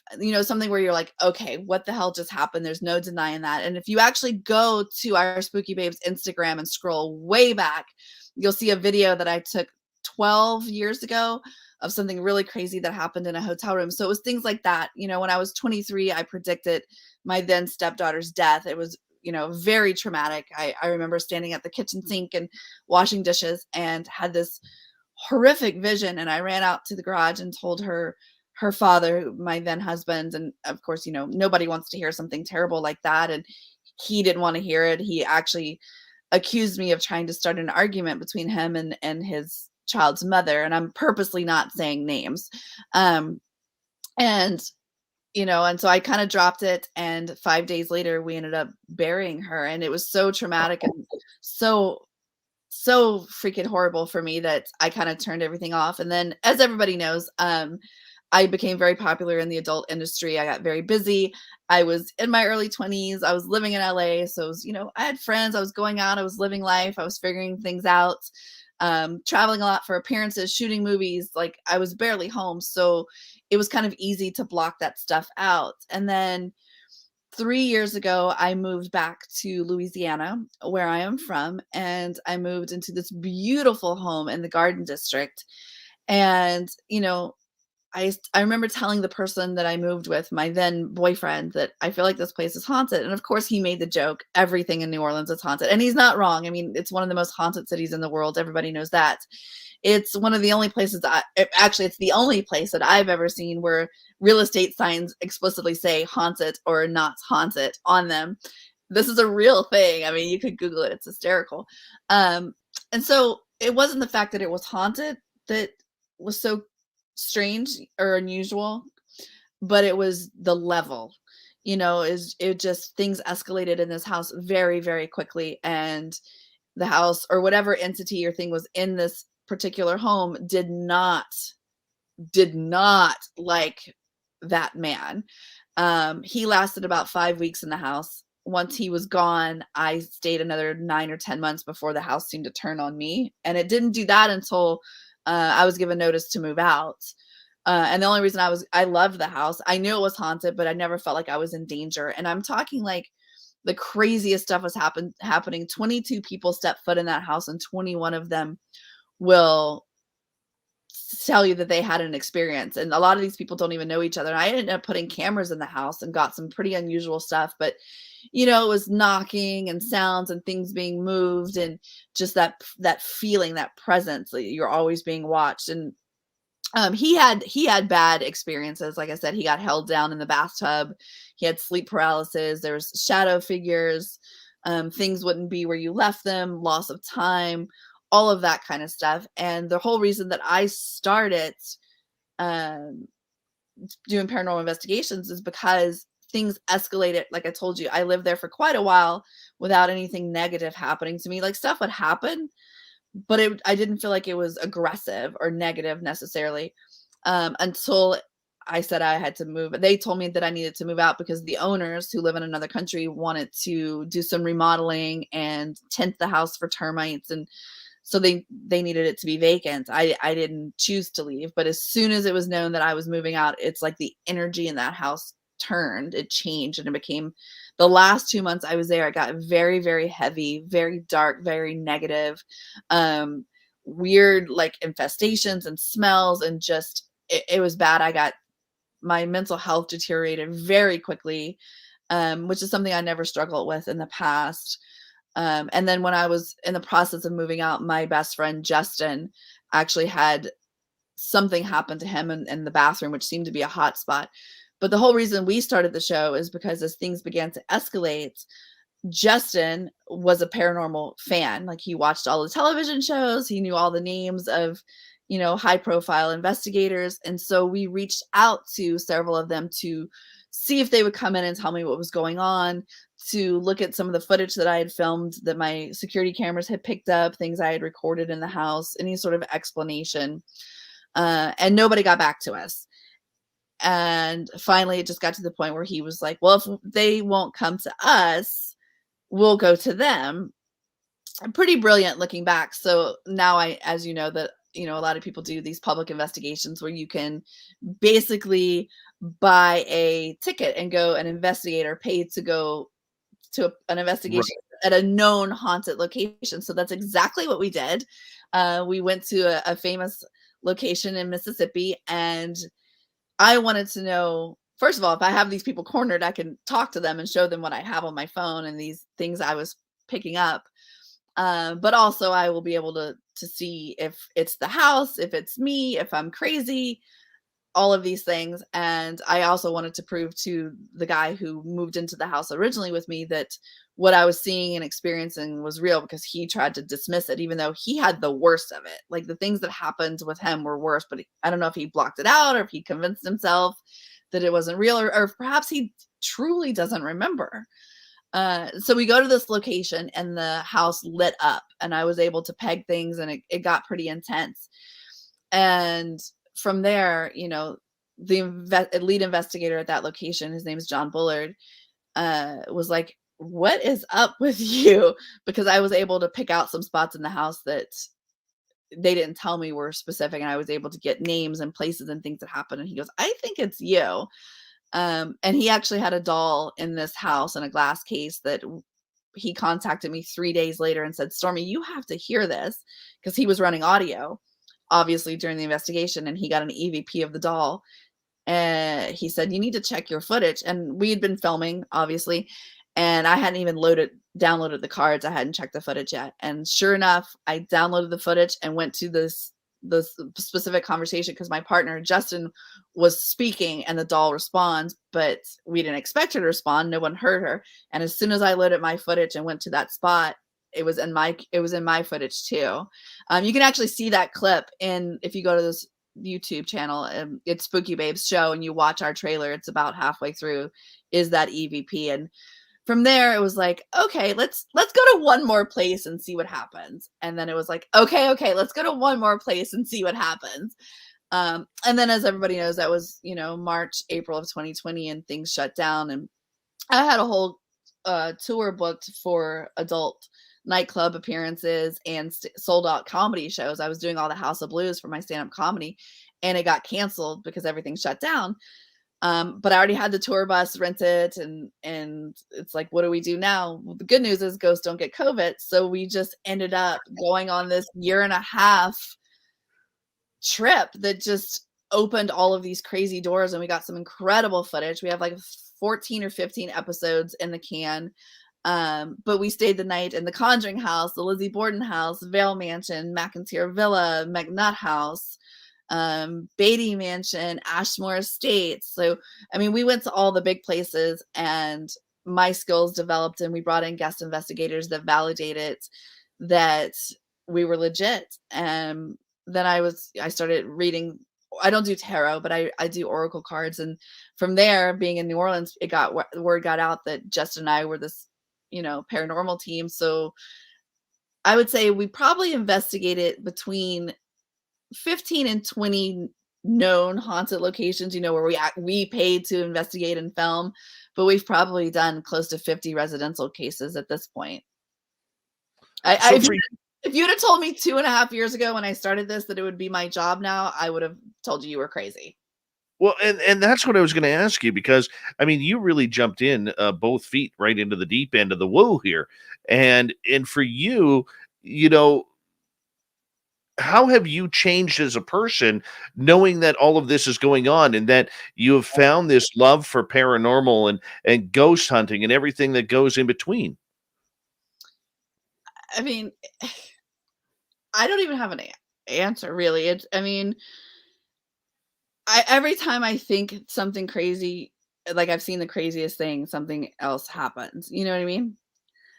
You cut out for just a second, so I missed part of your question. Well, I was just asking, how have you changed as a person yourself now that you've taken the paranormal world on as your next project, as your next job? I would say that's a great question. I wish more people asked that, actually. So the two things, one is that I'm not afraid to die anymore. Not me. Yeah. Are you afraid to die? Petrified. Petrified. See, I'm not as scared as I used to be, because I know there's something else, and I love adventure. So I'm like, it's just going to be the next adventure. Now I am afraid of pain, and suffering, obviously. Like, nobody wants to be miserable. So I hope when I go, it's peaceful or quick, but I'm not afraid of actually dying anymore because I know that there's something else. And I really want to know what it is. The other thing I would say is the biggest change for me is that I don't think that nothing, I'm not going to say nothing surprises me anymore, but I think that anything is possible. You know, you could be like, hey, Stormy, there's a unicorn in the kitchen. And then I would be like, you know what? Maybe there's a unicorn in the kitchen, because the things that I have seen in the last 2.5 years, I mean, I would have never imagined it was true. It's kind of like all the things that you thought were stories or false or myths or legends or whatever are real. You know, we were legit, you know, before we came on the air talking about your friends and you getting attacked by Yeah, a this Bigfoot. much. If we had been having that conversation 3 years ago, I'd have been like, this guy's off his rocker. But now I'm like, oh, what did the Bigfoot smell like? You know what I mean? Like, nothing. I never say never anymore, because literally anything is possible. I have seen crazy things. So I think those are the biggest. We got to get you up here to British Columbia and investigate Flight 21. Okay. And I'm down to do anything. I mean, anything. I'm down. Yeah, because you never know what's going to happen out there. There's a lot of animals that are out there that could kill you in my area. And yeah. I mean, who doesn't want to die by grizzly bear or something along those lines, right? Maybe mountain lion. I'm a meal. What can I say? Every time I go out there, I'm putting my life in danger. But nonetheless, you know, I mean, the fact that you were finding all of these adventures, and you know, I had a really good talk with a mutual friend of ours, Dave Schrader, who is like, Dave, you got to get Stormy on your show. She is absolutely incredible. She is a wealth of knowledge for somebody who has been in this field for just a short amount of time. Why have you become so studious about this? Because for a lot of us, like myself included, I'm not a ghost hunter. I'm a journalist by trade, and I'm an experiencer. And but when I go out, Stormy, I'm all about, what do I get to see for me? I don't care about anybody else. But for you, you're actually trying to figure out a lot of these mysteries. Right. Well, there's a couple different reasons. I think the reason I took it so serious, maybe more than somebody else just getting in, is one, I'll just be honest, I had the luxury of it being the right time, you know. Like I told you, I had a tour bus booked. I had money set aside to do one thing. COVID happened, everything shut down. I was relieved of my schedule. Basically, no one was shooting, no one was booking clubs, all of my appearances got canceled. I had the money set aside to make content one way, and like I told you, ghosts don't get it. So I was in the right place at the right time with my crew, and I had the luxury of time and money to do it. A lot of people got really angry when I started filming because they thought, oh, somebody just gave her a show because of her name, or she's trying to get out of porn and this is whatever. It's not fair that we've been in the field for so long and we didn't get a show, but a lot of people don't understand. I paid for it. I didn't have a rich producer. I spent almost $300,000, but it was mine. You know, like, I own it 100%. Anybody can have a show if they want to pay for it. So once I, you know, cleared up that rumor, people were a little bit nicer to me. The other thing is, I went through such a traumatic experience in that house. I mean, I moved in there with a man that I was madly and truly deeply in love with. And we had lived to make it very clear, we had lived together in another location. So this wasn't your standard, oh, we were good apart, but once we lived together, it fell apart, because that does happen. Some people can't cohabitate, you know. That was not the case. This person changed, and I watched it happen. And the last day, the day that he attacked me, I looked in this man's eyes and there was no color. And I put cameras in the house, and no one would help me. And I thought I was going crazy. Of course, anybody who went into the house backs me up 100%, but like, mostly no one would help me. And I never wanted anybody else to feel like that. You know, it was a horrible, horrible feeling to be alone and to be scared and fighting something that you don't know what it is and you can't see it. And people are not only not doing anything about it, but some are openly attacking you. And the third reason why I jumped in so seriously is because so many people were gatekeeping. You know, I didn't expect people in the field to be so nasty to me and think that just because I work in porn or because of politics, which I know we're not going to talk about, but you know, because of who I am, that I shouldn't be allowed to do paranormal. Yeah, that is typical of this field. And or that they thought, oh, she's too old and washed up to do adult films anymore, so this is her new get rich quick. First of all, no one gets rich in paranormal. You know, I can make the joke, I do porn to pay for paranormal, not the other way around. But they were just so, they thought I was a blonde idiot, a big boob bimbo. Like, what could I possibly know, that I was faking everything? So most people, when they get in, they might start at 0 and they have to prove themselves. I started so low that I had to fight just to get on a level playing field. And no one took me serious at first. I'm very blessed to have met Dave Schrader and have the backing of him. My first big supporter was Aaron Sagers. And he's well known. He's well known for being kind of a skeptic. So to have the backing of a skeptic was very important to me. But there were so many other people, and I won't mention names because it's not necessary. It doesn't matter anymore. But who were very rude and talked ill of me and my skills and my gifts, who have since apologized and welcomed me. And I really owe a lot of that being taken serious to Aaron Sagers and Rachel Fine and Dave Schrader and David Childers. But a lot of people were super nasty, so I had to work extra hard to prove myself. And so I think it's just kind of all of the above. But basically, I just wanted to know what was happening. I wanted to understand. That's how I deal with things. That's how I conquer my fears. It's hard to be afraid of something if you know what it is. You're afraid of the dark, turn the light on. But in the end, I mean, you are a human, just like us listening. And I think I'm human, even though I live in the middle of nowhere and wear a lot of plaid at times. But I mean, the idea behind it is, you know, these are moments in the paranormal where many of us have had experiences that we want answers. And do you find now yourself, now that you've been doing this for a couple of years and you're getting a feel for how idiotic the community can be? And trust me, I do a show here 5 days a week. I get it. I know exactly what you're talking about when it comes to criticism and spite and hate online.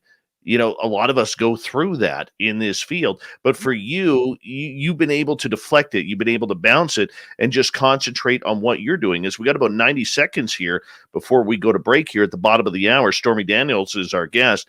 Is there something that you want to find personally that you are dead on tracking that is a personal goal of yours? I would say 2 things. One, what makes I have a lot of things that I've discovered tend to be at every paranormal, like most haunted locations, and I want to understand what makes an area so likely to be haunted. You know what I mean? Because they seem to be in clusters, these areas. So it's not just a traumatic event.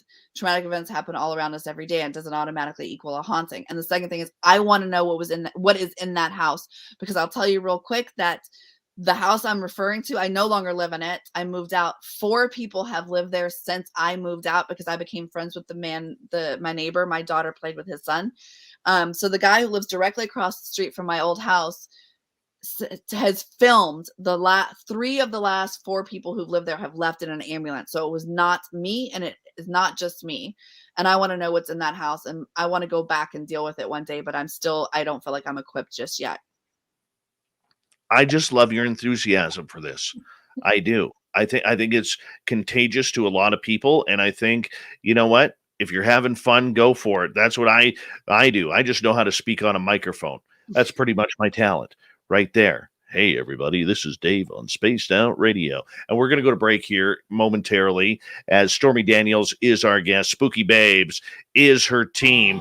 We got her for another 30 minutes here on the mighty SOR. And we're going to get into some of her favorite stories that she has gone through. Maybe, hell, we got to convince her to come to Canada and go into the forest wearing some camouflage and get chased by Bigfoot and Dogman and check out some UFOs in the sky. Spaced Out Radio continues right after this.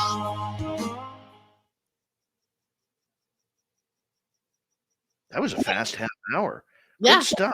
Thanks. Good stuff. I hope we're doing okay for you. No, it's doing great. Yeah. Sorry, it's been a long day, so I'm like, it's taking me a second to fire. Oh, you're doing fantastic. Doing fantastic. You wear ball caps? Yeah, I do actually. All right. Especially in airports. How about this? Because you got my phone number. If you text me your address, I will send you a Spaced Out Radio ball cap. Oh, that would be awesome. I would love that. Yeah, it's our We Own the Night cap. Ooh. Mm-hmm. I feel like that's kind of appropriate. Yeah. Well, if I'm going to blank you off the screen, and if you take a look at the big screen, this is our stuff here. Hold on.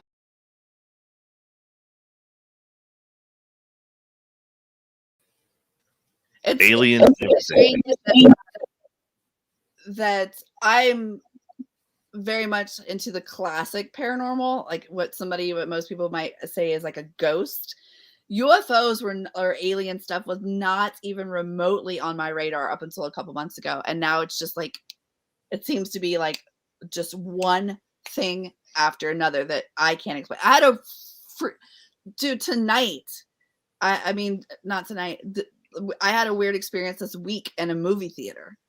Like, I can't even, I don't know. I don't know what's going on. The hardest question we're going to ask you tonight is right now. Uh-oh. I asked this of all my guests. It's controversial, so just be prepared. Okay. What is your opinion of eating breakfast foods for dinner? I think breakfast food is appropriate anytime. I mean, it just depends on, especially if you've been drinking. All right. I'm going to have to tweet this out. Interview ended early due to Stormy Daniels eating breakfast for dinner. Terrible. Oh, everybody's supporting you on this. Look at this. Zenzabil, yes. You know, Jules, woohoo. Lily, yay. Jose, yes. Steve, nice. Oh, just, you people are sick. All of you. All of you. It's breakfast foods for a reason. Human Carl's back. Holy cow. Human Carl. Oh, I'm all excited now. Human Carl's back. I have to call him Human Carl because Alien Carl actually showed up at my window during this broadcast in 2015. That's unsettling. Yeah. Yeah. Oh my gosh. I'm reading some of these comments and Joe Smith literally it just made me laugh. Sometimes I see two large orbs on Stormy. Love the double entendre. I'm sorry. I'm like a 12-year-old boy sometimes. That's really freaking funny. Oh my gosh. My audience is awesome. They really are. Yeah, they are amazing people. Amazing people. Marie, you can eat breakfast at 3 o'clock or 4 o'clock a.m. in Vegas because it's breakfast time. It's always 5 a.m. somewhere, right? Joe Diamond, I don't think we'll have time for that tonight. Our good friend, magician Joe Diamond, would like to try a psychic trick with you. Oh, gosh. I don't know if we'll have time tonight. If we could have done the 2 hours, I'm pretty sure that Stormy's having a good time with us and you guys, that we might be able to convince her to come back one day. Absolutely. And we'll talk some ghosts, and then we'll get Joe Diamond on. You know what? How about my birthday show? Would you come on my birthday show? What's your birthday? May 24th. May 24th. I think that's actually completely doable because I That leave would be to go to Iowa on the 25th or 26th because I have this whole ongoing thing with the Villisca Axe Murder House. So I'm going back. okay. So I'm a May whole- 24th, Magician Joe Diamond's going to come on my birthday show. My buddy Ian, whose birthday is May 24th, will be here as well. You'll come on the birthday show, and we'll party it up. We'll talk some ghost stories. Joe will scare the shit out of us with his magic, and then we'll get going on that. Cool? Perfect. As long as there's cake. We can't have birthday without cake. I have ice cream cake. That's my favorite. What flavor? Vanilla and chocolate and the fudge in the middle, Dairy Queen. Here we go. Hold on.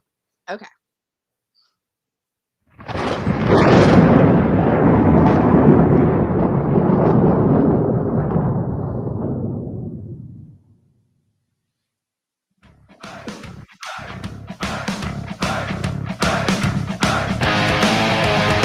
We pass the halfway point of Spaced Out Radio tonight. Good to have you with us. My name is Dave Scott. Best job in the world, sitting in the microphone chair. What the hell did I just call this? A microphone chair? No, sitting in front of the microphone in the broadcast chair here at SOR headquarters. Geez, I'm all verklempt right now for my birthday show in, let's see, 7 weeks. 7 weeks. We got to get through Vegas first for the SOR party, April 22nd to 24th. But nonetheless, reminder to all of you out there that if you have missed portions of this show or others, check out our free archives at youtube.com/spaced out radio. Do old Davey the favor, hit that subscribe button. Website is spacedoutradio.com.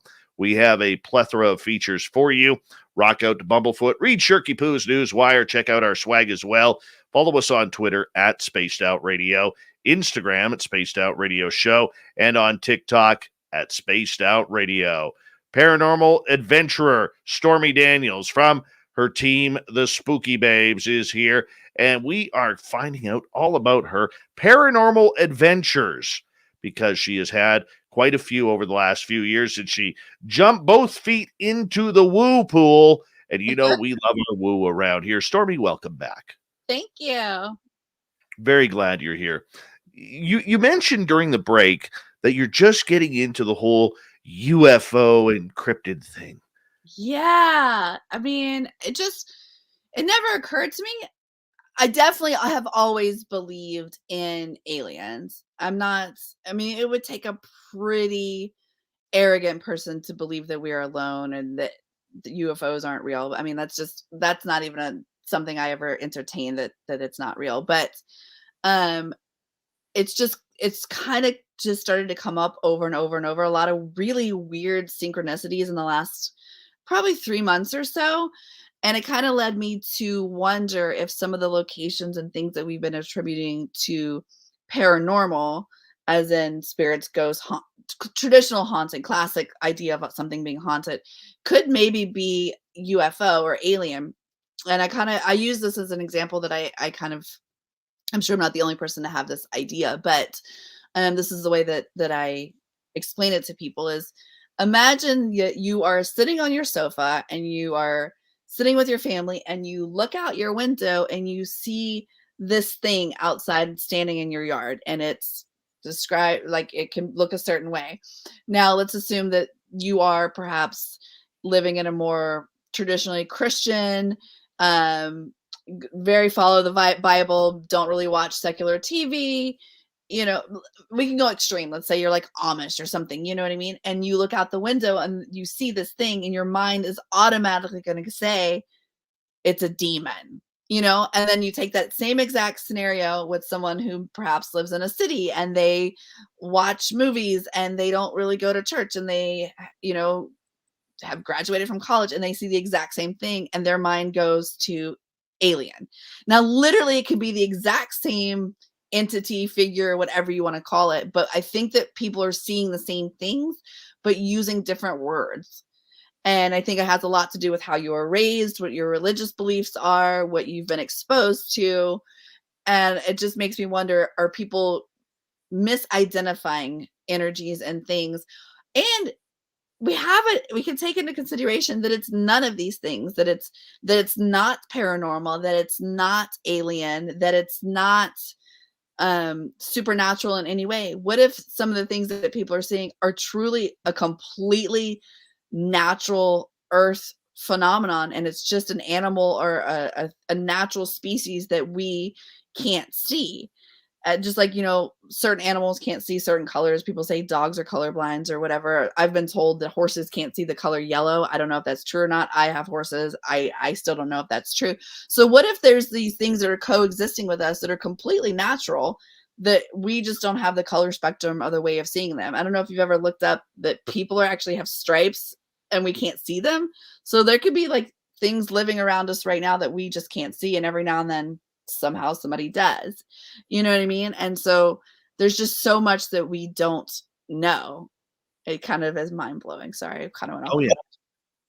Well, we do glow as humans. We Mhm. just can't see it with our eyes. That's That's yeah. what yeah. So I do want to ask you about your horses for a second. Do they ever get fairy braids? No, my horses have really short manes because they're only about 4 inches long because they're show horses, and that's the length you have to have for Right. for braiding.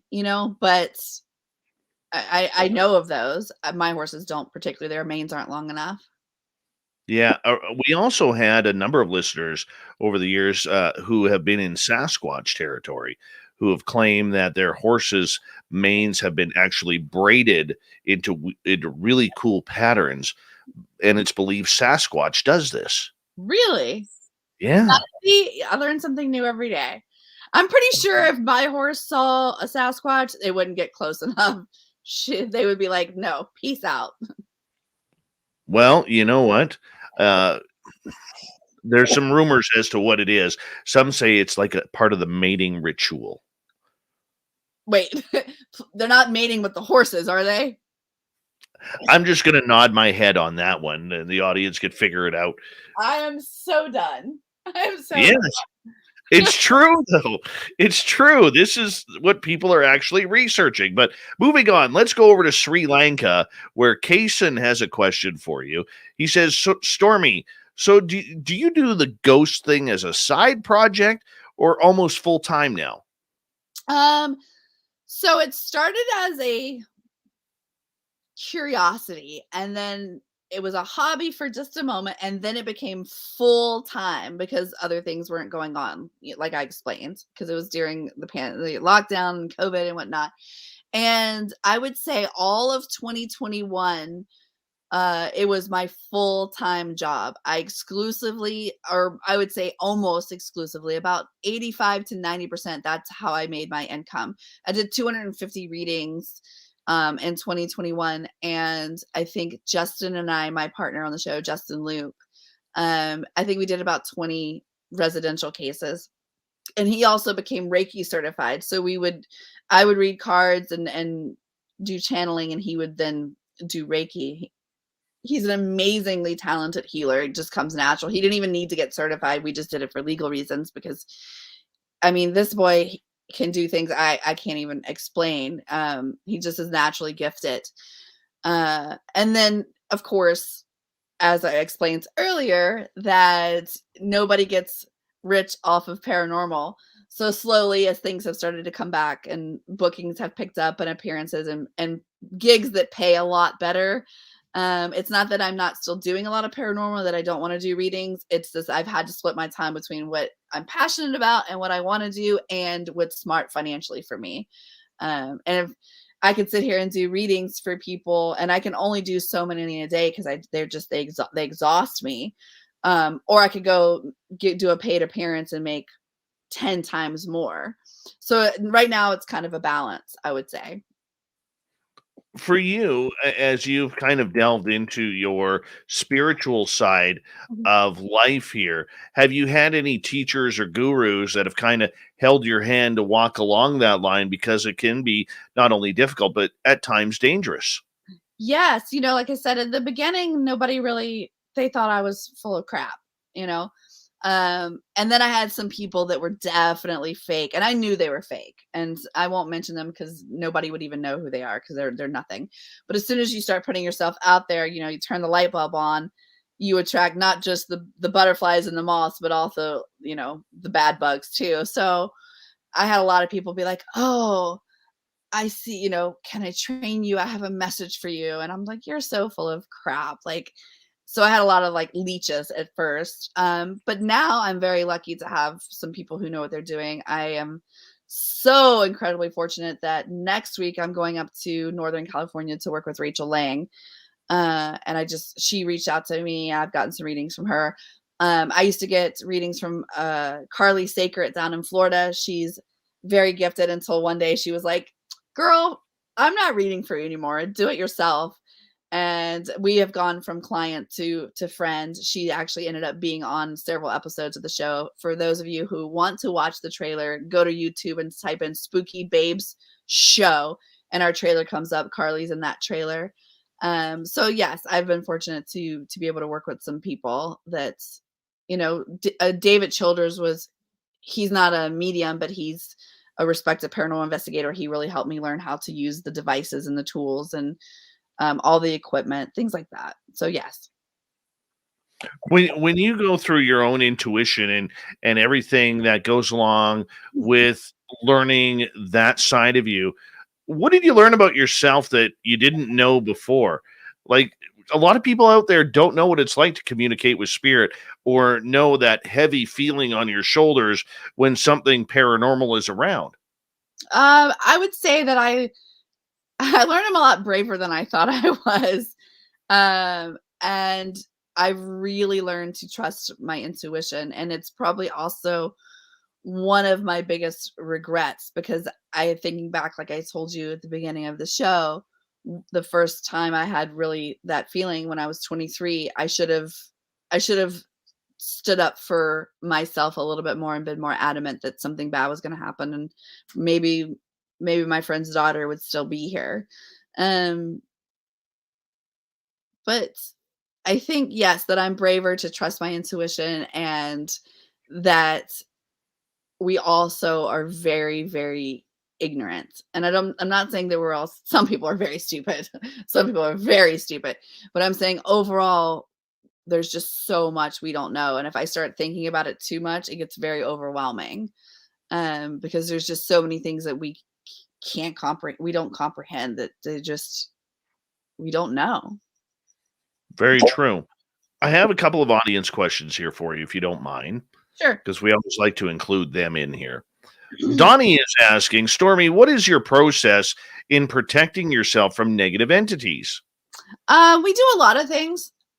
So we travel by tour bus. The bus is locked down. Obviously, we holy water and salt everything. We wear, protection. We never go alone. Justin and I don't investigate separately. When we have other investigators on the show, there's always somebody. Nobody's ever come alone. We keep an eye on each other. We check. We have safe, almost like, almost like other things that require a partner. We have safe words, and then we just make sure that we don't instigate, we don't provoke, we try not to piss anything off. And then when we leave, we make it very adamant that you can't come back with us. You have to stay here. All of those things.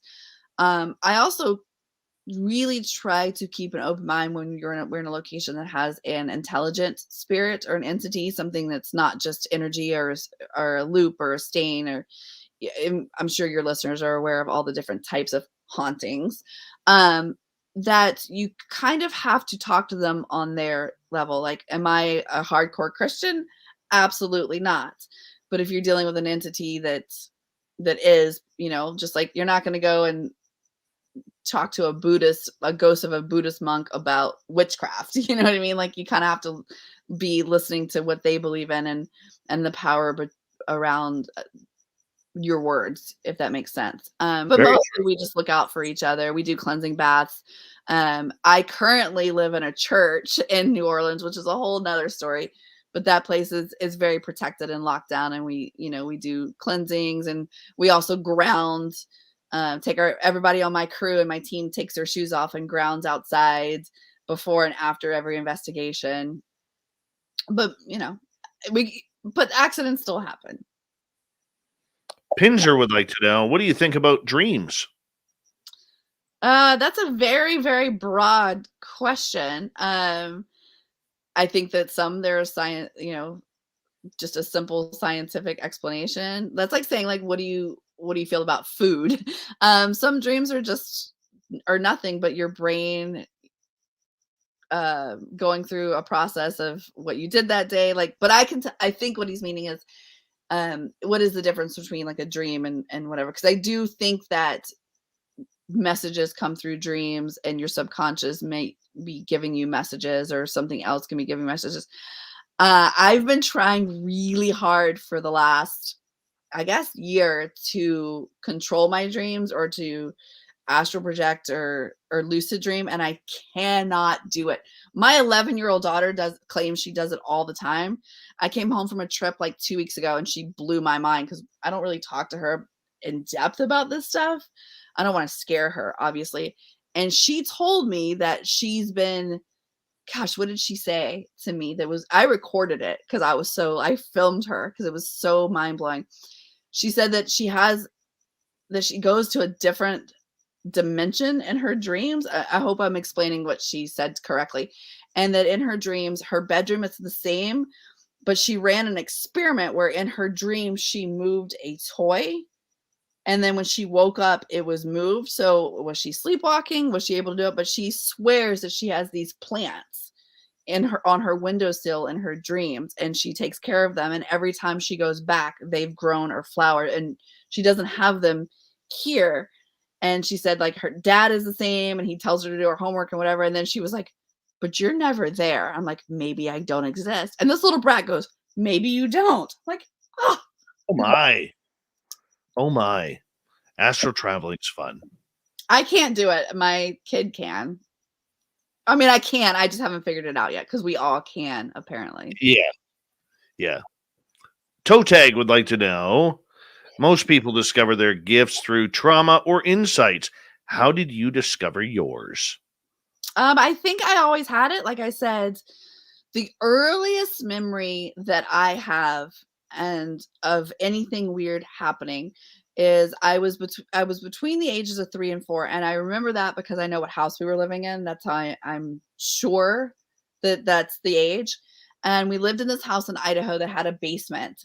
And this is one of those examples of what I was talking about earlier, how I didn't realize certain things were paranormal until I got into the paranormal. And looking back, like almost every week, I'm like, oh my gosh, I have this memory, and I'm like, that was paranormal. I didn't know it at the time. But we had this house that had a finished basement. My mother, I think my dad had workout stuff down there. The laundry was down there. And if the door was open, I never wanted to go down there, which that's not unusual. Who wants to go into a basement? Nobody, except, of course, that's what I do for a living now. Go figure. But anytime I walk past, if I look down there, I saw a shadow on the stairs. 3 years old, you don't know what a shadow figure is, but it's definitely that classic. As soon as I found out about shadow figures and how so many of people say that they have this hat, I was like, oh my gosh, I saw that when I was 3. And I know I saw it multiple times, and he would just be standing on the stairs looking at me.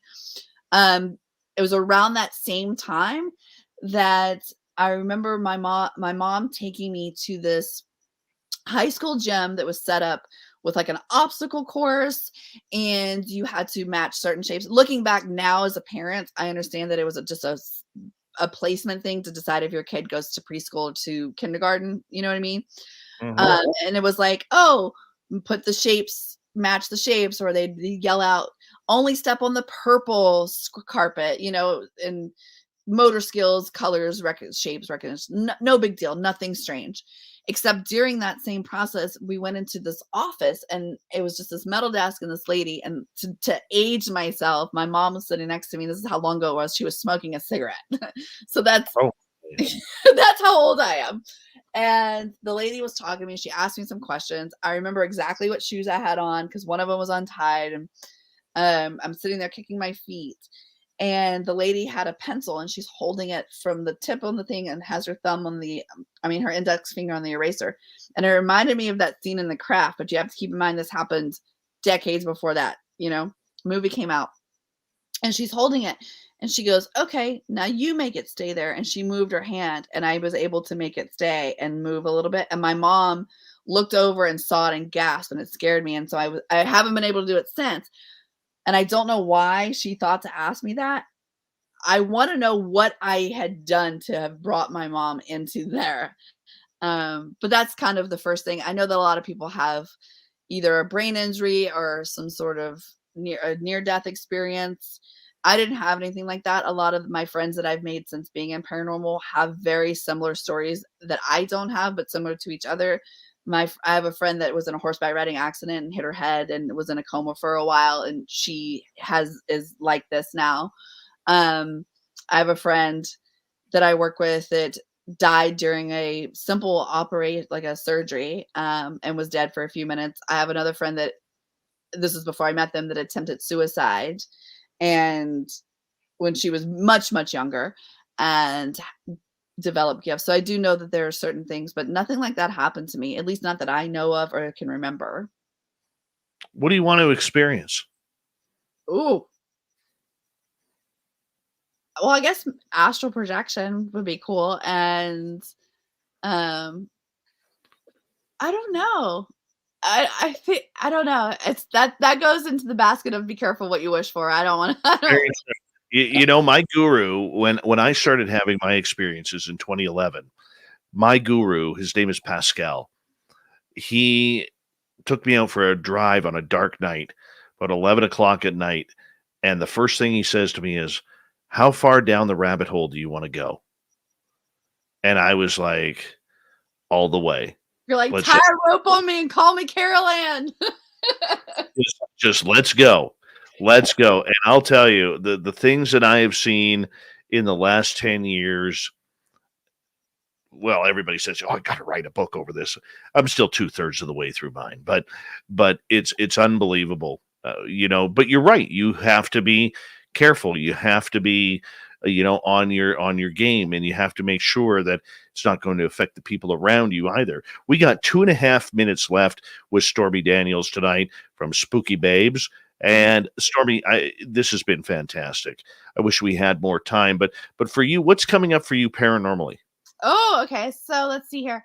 The next thing we are doing is I'm going. So there's a place that's very, very cool.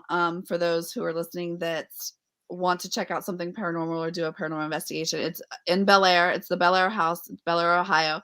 And I went there and we did an investigation last October that people could buy tickets and investigate with myself and Justin from Spooky Babes, and then some other investigators. And that was the first night. And then Justin and I actually stayed a second night, just me and him, and had one of the scariest things happen. I missed it. I happened to be using the restroom at the time, but whatever scared him so bad, he burst in on me and knocked me off the toilet. And I peed all over myself and him on the floor. It was very, very funny. But I got a vibe that when we were there, that it wasn't this particular house, that it was the whole town. And I could not shake this feeling that it was something about the town. And then I ended up reading her book. Kristen, the owner of Bel Air House, wrote this book, and I read it. And there's so much going on there. It's got all of those things I told you that I look for. It's on the water, but there's a lot of UFO stuff. So it's paranormal stuff going on. Town tragedy. It's on Native American land. It's under some constellation. I don't want to get the facts wrong, so I encourage anybody to Google it for yourself and read about it. But long story short, we are going back there for 4 days in April to film, not just at Bel Air House, but the entire town. Awesome. The owners invited. So that's coming up. And then I am doing an investigation filming for a television show. A television show is following Spooky Babes, and we're going back to the Old Park Hotel in Texas, Bellinger, Texas, I think is how you pronounce it. And then I'm not really sure what we're going to do next. I know I get to go to Scotland and investigate in October, and I'm sure I'm getting something very important, but I can't remember right now. You're missing Canada and my birthday. Stormy Daniels, thank you so much for coming on Spaced Out Radio. I know it was abbreviated. We had you scheduled for 2 hours. Next time, though, we're going to have a lot more fun with you. Thank you so much for coming on. And coming up next on the Mighty SOR, we got the Swamp Dweller.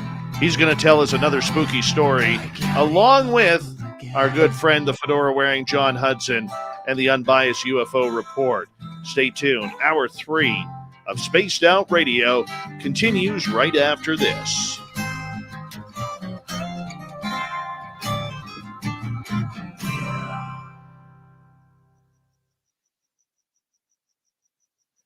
Thank you so much. Very much appreciate that. I'll give you a few claps for that. Thank you. I see a lot of people are asking in the chat where they see the stuff. So just to be clear, all of our social media and stuff is Spooky Babes Show. So it's spookybabeshow.com, Spooky Babes Show at Gmail, our TikTok, our Instagram, our Twitter, and most importantly, if you want to watch the trailer and some of our clips, it's on YouTube. It's Spooky Babes Show. Right on. Right on. Thank you for addressing our audience. We appreciate that. Yeah. And yeah, if you are free, I would love to get you on the birthday show. We'll get Joe Diamond here and do a bunch of cool stuff that way as well. Awesome. I'd love to. Wonderful. You take care. I know you've been working all day and you got to work again tomorrow. Thank you so much for joining us. That was an absolute pleasure. Thanks for having me. We'll talk Take soon. care. Bye. Bye-bye. That was fun. I like her. She's nice. She sounds really real when it comes to it. And I think that's fantastic. I do.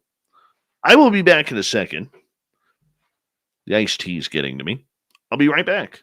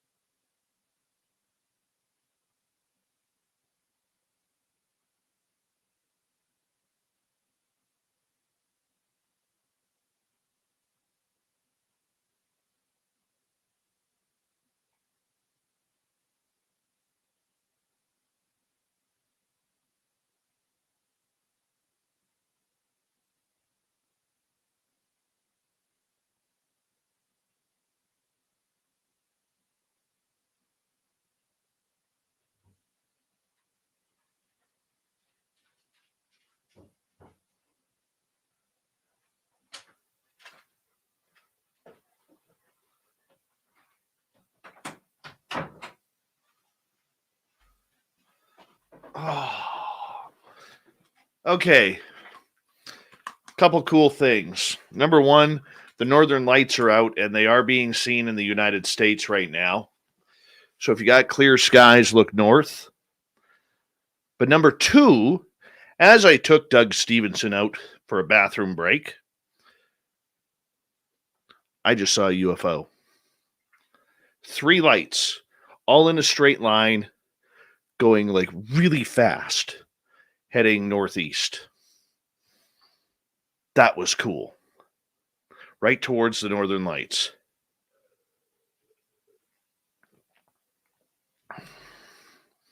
I'm like, F yeah. I'm going outside after the show. Finally, after like 4 years of drought, finally saw something.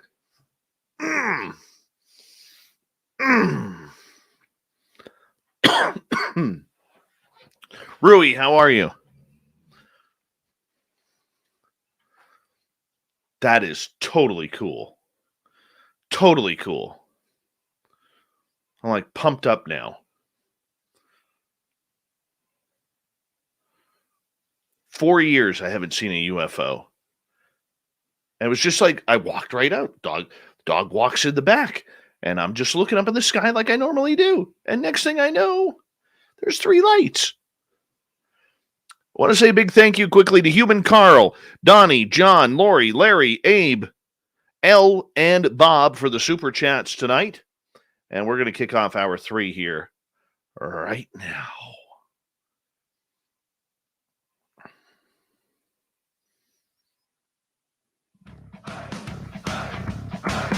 Would you like to connect with us? Head to spacedoutradio.com for all your latest show info. Now, back to Dave Scott and SOR. Here goes the third and final hour of Spaced Out Radio tonight. What a great night. Jim Goodall, Stormy Daniels. Fantastic night of radio for you guys to listen on in. And we appreciate earning your listening ears wherever you are on this beautiful planet we call Earth. Hello to everyone listening in on our terrestrial affiliates around North America and digitally on Odyssey Radio, TalkStream Live, and KPNL. All of our archives are free. Join us at youtube.com/Spaced Out Radio. Do old Davey the favor. Hit that subscribe button. Our website, spacedoutradio.com. We have a plethora of features for you. Rock out to Bumblefoot. Read Shirky Poo's Newswire. Check out our swag as well. Follow us on Twitter at Spaced Out Radio, Instagram at Spaced Out Radio Show, and on TikTok at Spaced Out Radio. Let's head into the swamp, shall we? Our resident swamp dweller takes us on another spooky journey. Hi, Spaced Out Radio listeners. This is Swamp Dweller. It's time for your nightly dose of spookiness on the show. If you have an interesting encounter or a spooky story that you would like to share, be sure to submit them in at swampdweller.net. You can also find our YouTube channel at youtube.com/swampdwellerreads. Now, let's chill out, relax, and together, let's enter the swamp. All right, we're going to steal a story from Canada's Great Unknown, which is a proud affiliate with Swamp Dweller. That's our channel, me and Merle. Here we go. As a young kid growing up in Whitehorse, when I was about 5 years old, I used to see this being in my room in the middle of the night. It never said anything that I know of. It would just stand there in the middle of the room. It would stare at me like a statue until the point it realized it scared me.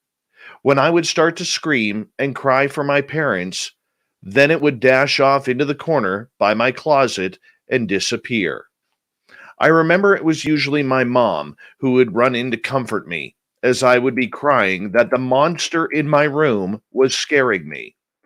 My mom would cuddle me tight, then rock me back to sleep, saying it was all in my imagination.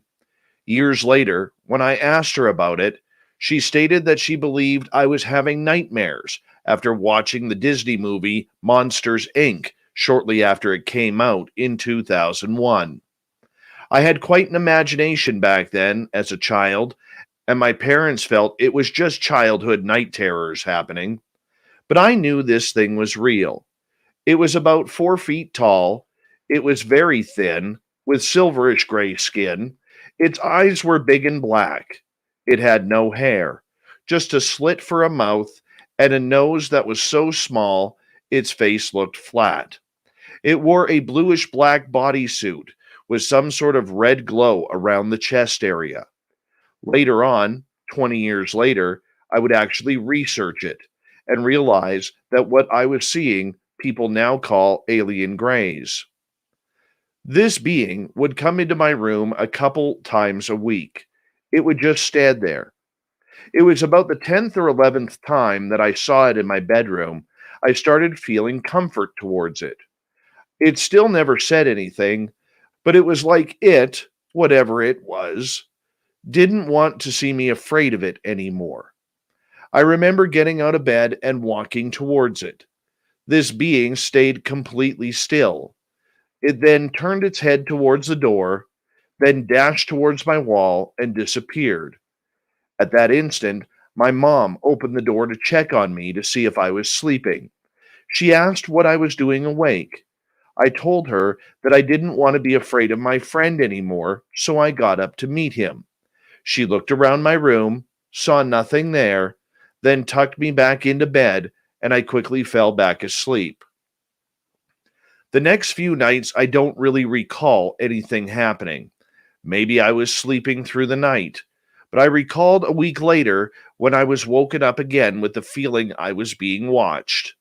Of course, this being was back in my room again.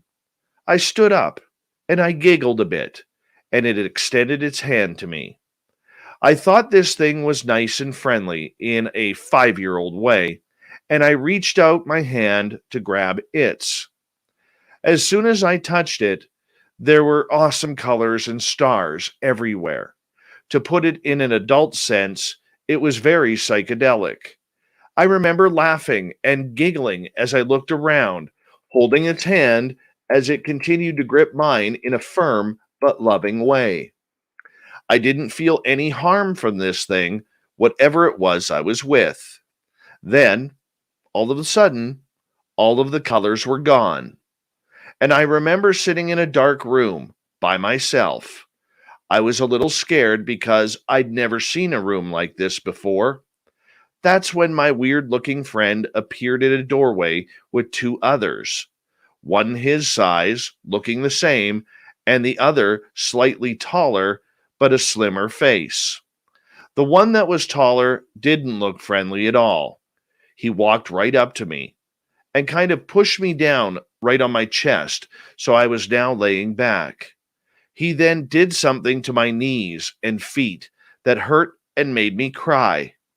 I told him he wasn't being very nice, and I looked over at my friend, who was non-responsive. I started crying louder when the being that I was familiar with then came over to me and grabbed my hand again. The next thing I knew, I was hearing my mommy and daddy's voice. The sun was starting to come up, and I could hear them calling my name. Billy! Billy! Where are you, Billy? I yelled for my mom, who quickly ran into my room, asking, "Where have you been?" I remember asking her years later what had happened on her end, and she stated that they were literally about to call the police and report me as a missing child if I hadn't yelled from my bedroom. I guess they had looked all over my room and all over the house for over half an hour. They couldn't find me and were starting to think that maybe I either walked out of the house or someone had come in and kidnapped me. I told my mom what had happened, that my friend was back and he had taken me on this really fun trip, but the end part wasn't very fun at all, and they hurt me and made me cry. She asked who hurt me. I told her I didn't know their names, but I described what they looked like. I remember my mom looking confused as she called my dad over to tell him the story. Mom then asked me to sit on my bed, where she pulled up the pant legs to my pajamas to see funny little red marks on my knees and the same ones down at the bottom of my feet. She asked how those marks had gotten there, to which I told her the bad man did that to me. Later that day, my mom took me to the doctor, who said that I had some sort of infection that would go away and to keep me off my feet as much as possible for the next couple of days. The doctor said it almost looked like I was stung by bees or bitten by fire ants. I knew it wasn't the case, but my parents did have my room checked for pests, to which there were none. For a while there, at least a year, my parents had moved my bed into their room so that way they could keep an eye on me. I never saw my friend again after that. I don't know why, but he never seemed to come around after that incident. It wasn't until a number of years later when Google finally arrived where I was searching for aliens, as I knew now that that's what I had encountered as a child. That's when I saw some CGI type photos of the being that had put those red marks on my body. I copied the photos to my phone and then texted them over to my mom to show her. She was stunned to see, after all these years, what it had looked like, especially years after denial, that anything truly had happened to me supernaturally. But this time, she believed me. All right. Thank you for the Swamp Dweller and his support of Canada's Great Unknown, which is the channel Merle and I have put together. You can go to on YouTube, Canada's Great Unknown. And of course, for our resident Swamp Dweller, we are very, very proud to be a part of his nightly routine here on Spaced Out Radio. You can find him on YouTube at Swamp Dweller Reads. Type it on in. He's literally got thousands of stories, which is awesome. Now, normally at this time, we go with the fedora-wearing John Hudson, except he's texting me right now, and apparently his internet is down in his entire area. Can't get online. No TV, no nothing. Nothing. At least his phone is still on. So this is what we're going to do here, because we got to continue. The show must go on at least another 30 minutes until we get to the news at the near end of the show, because Shirky Poo always has us pretty set up. This is what we're going to do. I'm going to open up the phone lines. I never, ever do this. Ever. So if you're in our chat room on YouTube, you can join me. Just keep it clean. Okay? Keep it clean. No swearing, because we got to put this out on terrestrial radio. And they don't really like the swear words. They haven't grown up yet.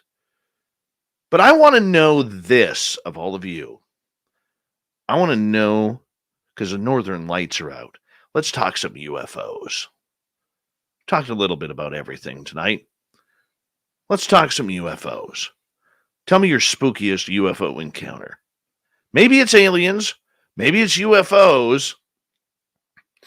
But I'm going to tell you, after seeing one outside on the break, for those of you who don't know, I have a studio in my house that I broadcast out of.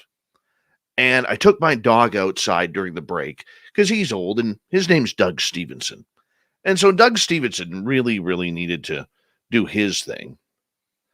And all of a sudden, I look up and there's these 3 lights straight in a line flying really fast through the sky, going from the southwest to the northeast.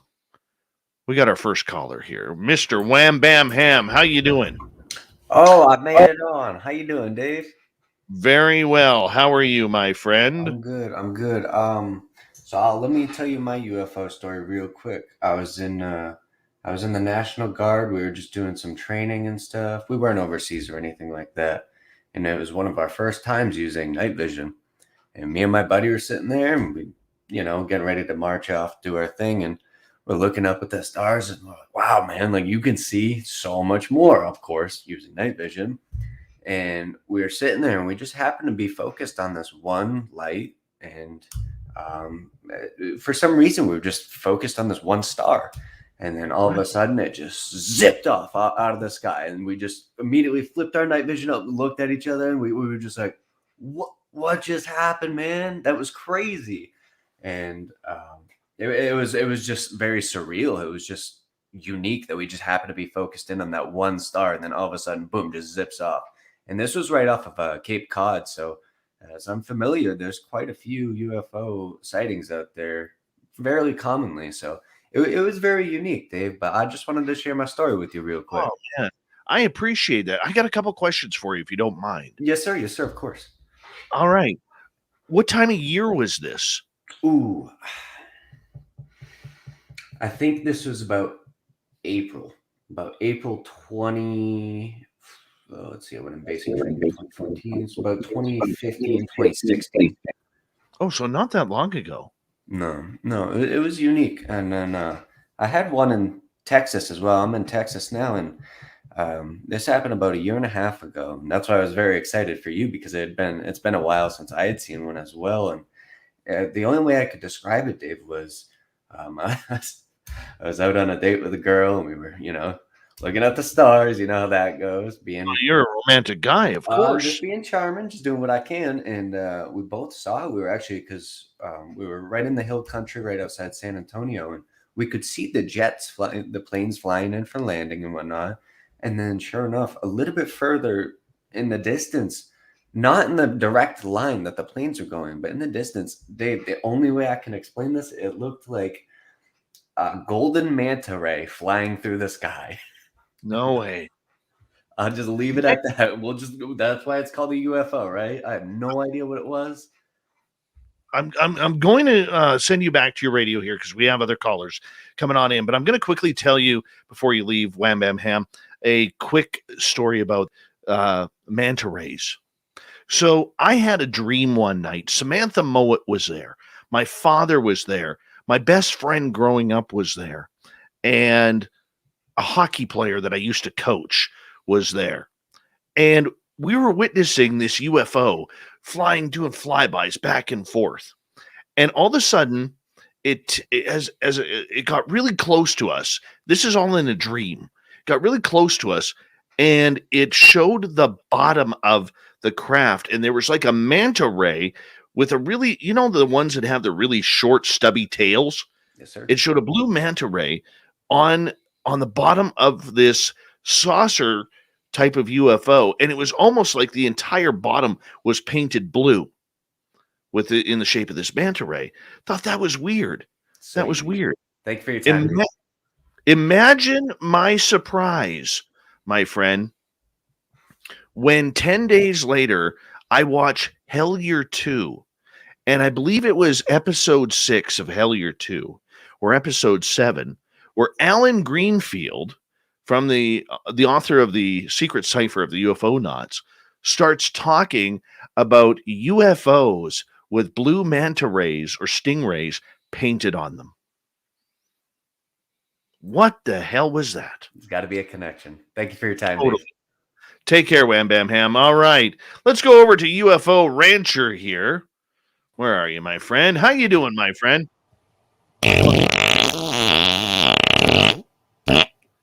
Well, that was good. That was good.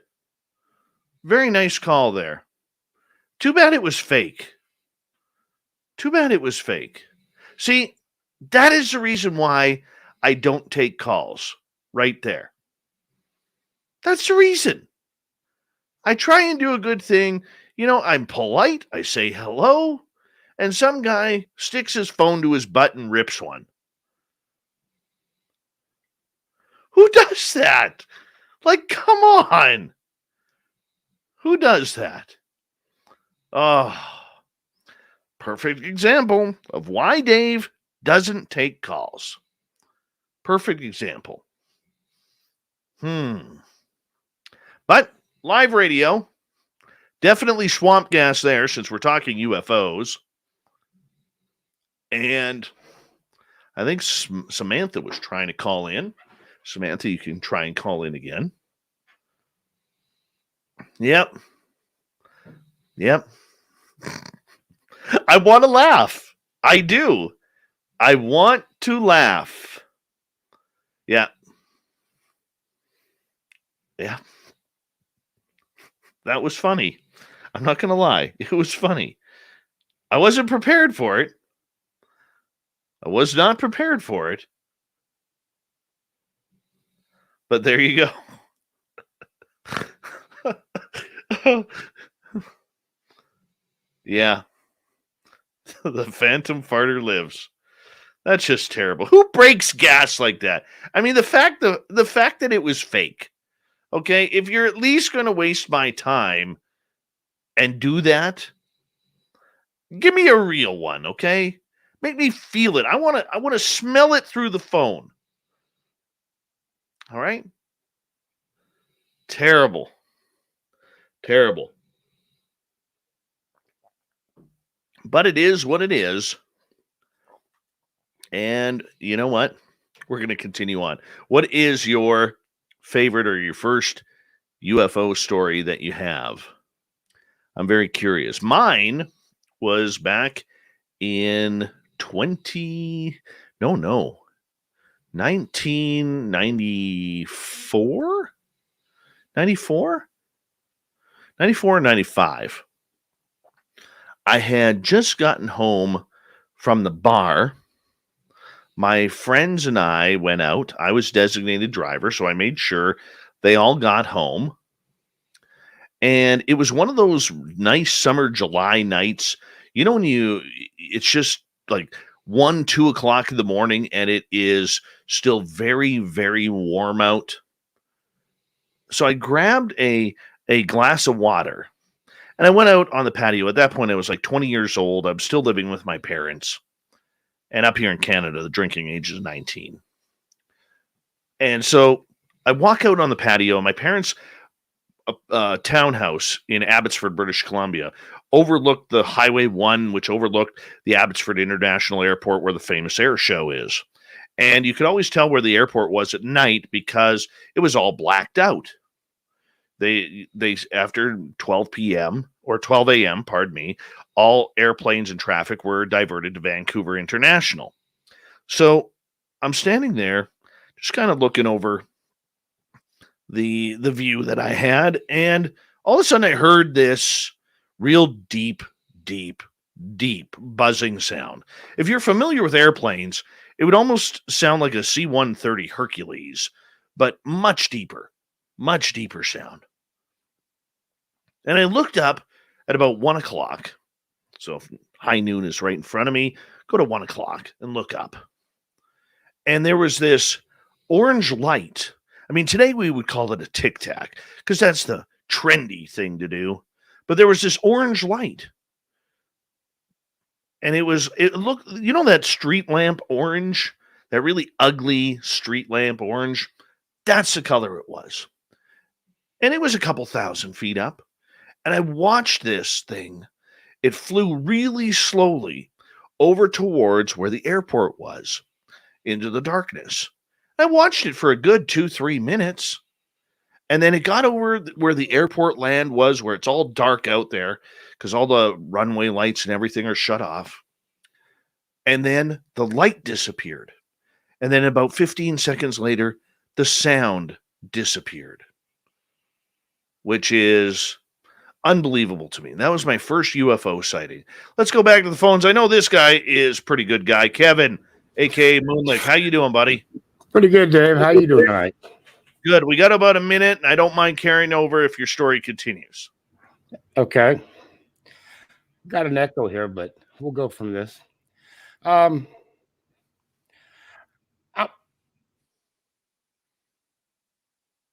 You froze on camping. us. We were just camping in the yard, getting ready for our big first week of camping with the scout troop. We were like 12 years old, and so we set up our tent over there in the side yard and got everything all pretty and stuff like that. And we were playing around in the yard.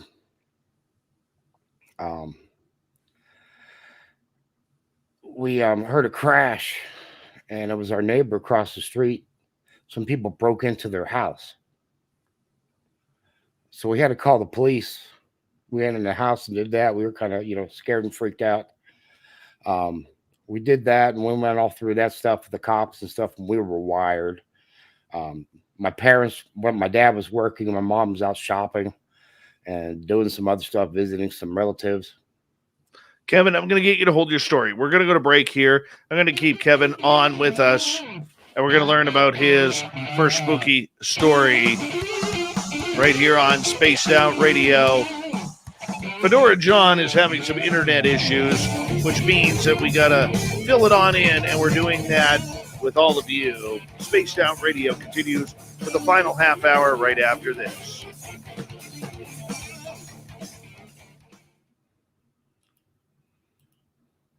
You know, we literally had the perfect show going until that.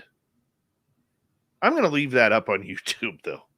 I am. Yeah. By the way, the person's name on there was UFO Ranch. Uh-oh. UFO Ranch. I'll have to check them out. Yeah, I think it was Sovereign. I think it was Sovereign Farts personally, No. because he's the type of guy who would totally do that. Yeah. Hey, I'm getting a really bad echo from you. I went ahead and threw my. I don't know what it is, man, but I think it's on your side because you're coming through clear here. You press mute on your microphone. Yeah, I pressed mute and I'm still hearing you talking. Okay. And but how you doing? I'm doing great. You look good. I'm doing great. Well, it's been a long week, heavy week, traveling week, but I got my daytime job off tomorrow, so I'm all good. I forgot all about that. Yeah, you should be pretty tired. I am. I you know what? Last night after the show, I went straight to bed and I fell asleep within like 5 seconds of my head hitting the pillow, excuse me. And I was very, very good. Very, very good. I can imagine. And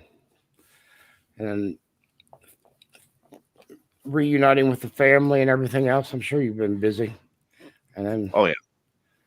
I don't know how you can do the driving. I can't do that anymore. I just stopped driving, and those long drives just kill me.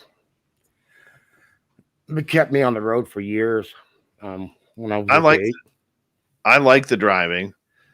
Do you have your YouTube on or your YouTube tab muted? You might want to mute that. You know might what? Take the echo. I think that was it. Well, thank you to Gloria for bringing that up. Smart, very smart. Thank you. That's why she's gorgeous, Gloria. Right there. Gloria. Okay, well, maybe I can get my act together and actually tell a decent story then. But, yeah, they used to. How much longer we got? We got a couple of minutes. Okay. Yeah, when I worked for the ATM company, I was service manager and IT manager. And being an ATM company, you can imagine our biggest accounts were all strip clubs. So we had strip clubs all the way up and down the eastern seaboard. So once a year, they'd send me out to all the clubs just to do a check on all the machines and, do a shake hands with the owners and, spend an evening with the girls and ask them how the machine's been working and if anything they need and, this, that, and the other thing. And so would do a circle all the way up and down the coast. And, it'd be like 5 hours at a time between the days. And I'd spend a day at each one of the places. And anyways, I just couldn't stand the driving, and I couldn't take doing that and driving from North Carolina to New York City. And that's heavy. Yeah. That's very heavy. Very heavy. We got about a minute and 20 seconds.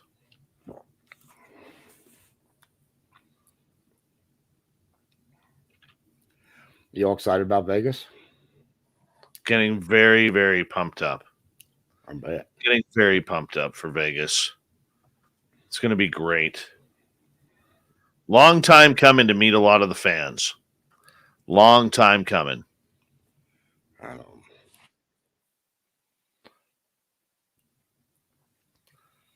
Yeah, well, at least you got everything out of the way now. You know, you're good to go. You won't have any trouble this time, hopefully. Hopefully. Hopefully.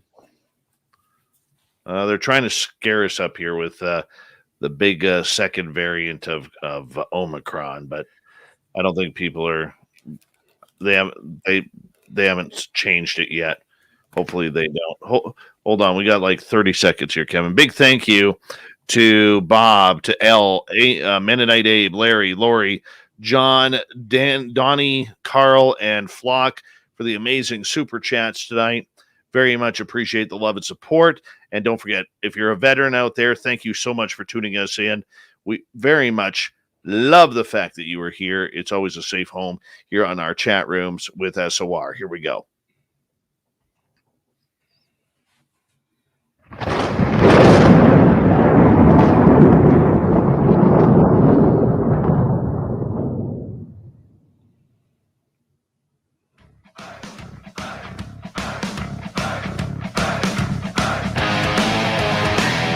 Rounded third. We're heading for home tonight on Spaced Out Radio. Good to have you with us. My name is Dave Scott, captain of this ship, which sometimes takes on a little water, but that's okay. We keep on sailing. Want to remind you that if you've missed portions of this show or others, check out our free archives at youtube.com/Spaced Out Radio. Do old Davey the favor, hit that subscribe button. Our website is spacedoutradio.com. We have a plethora of features for you. Rock out to Bumblefoot, read Shirky Poo's Newswire, check out our swag as well. Follow us on Twitter at Spaced Out Radio, Instagram at Spaced Out Radio Show, and on TikTok at Spaced Out Radio. We're taking a few callers here tonight, and right now we got Kevin. And right before the break, Kevin started a story about how he was camping in his backyard, and then the neighbor's house got broken into and had to call the police. Go on, Kev. Yeah, we were after they got broken into and we called the police. We were, we're two 12-year-old boys. We're pretty freaked out. We were there by ourselves, and so anyways, we go after all that left and broke up and everything. We go back to what we were doing, and it was probably about 9:30 at night, and so it was dark out and everything, and we go back to the tent. We're not going to go to sleep yet, and we're too wired, and so we go start messing around in the yard and stuff, and we heard some noises up in the trees. We had these big oak trees around the back side of the yard and stuff. So we started looking up in the trees and shining our little flashlights up there to see if we could figure out what's going on up in there. And then all of a sudden we looked up around the side up there and we saw this bright white light. And we're just sitting there up in the sky. It looked kind of strange, really strange at first, and we kept looking at it, and then there's no sounds or anything, and it was just such a strange active light, and almost had that feeling of that it was just almost like it was live or something was going on with the light itself. Anyways, we were checking it out. It stayed there in that same place for like 15 minutes. And then finally it started to move, and it slowly moved toward us, toward our area. And once it got closer to where we were, it went ahead and it made a 90-degree turn. And then it went over to the straight on, and it started to accelerate a little bit, then it slowed down, made a stop, turned and made another 90-degree turn, shot up a little bit, accelerated faster, and then it slowed down, stopped, turned and made another 90-degree turn, did the same thing, but went in faster this time, and it stopped at the same kind of distance.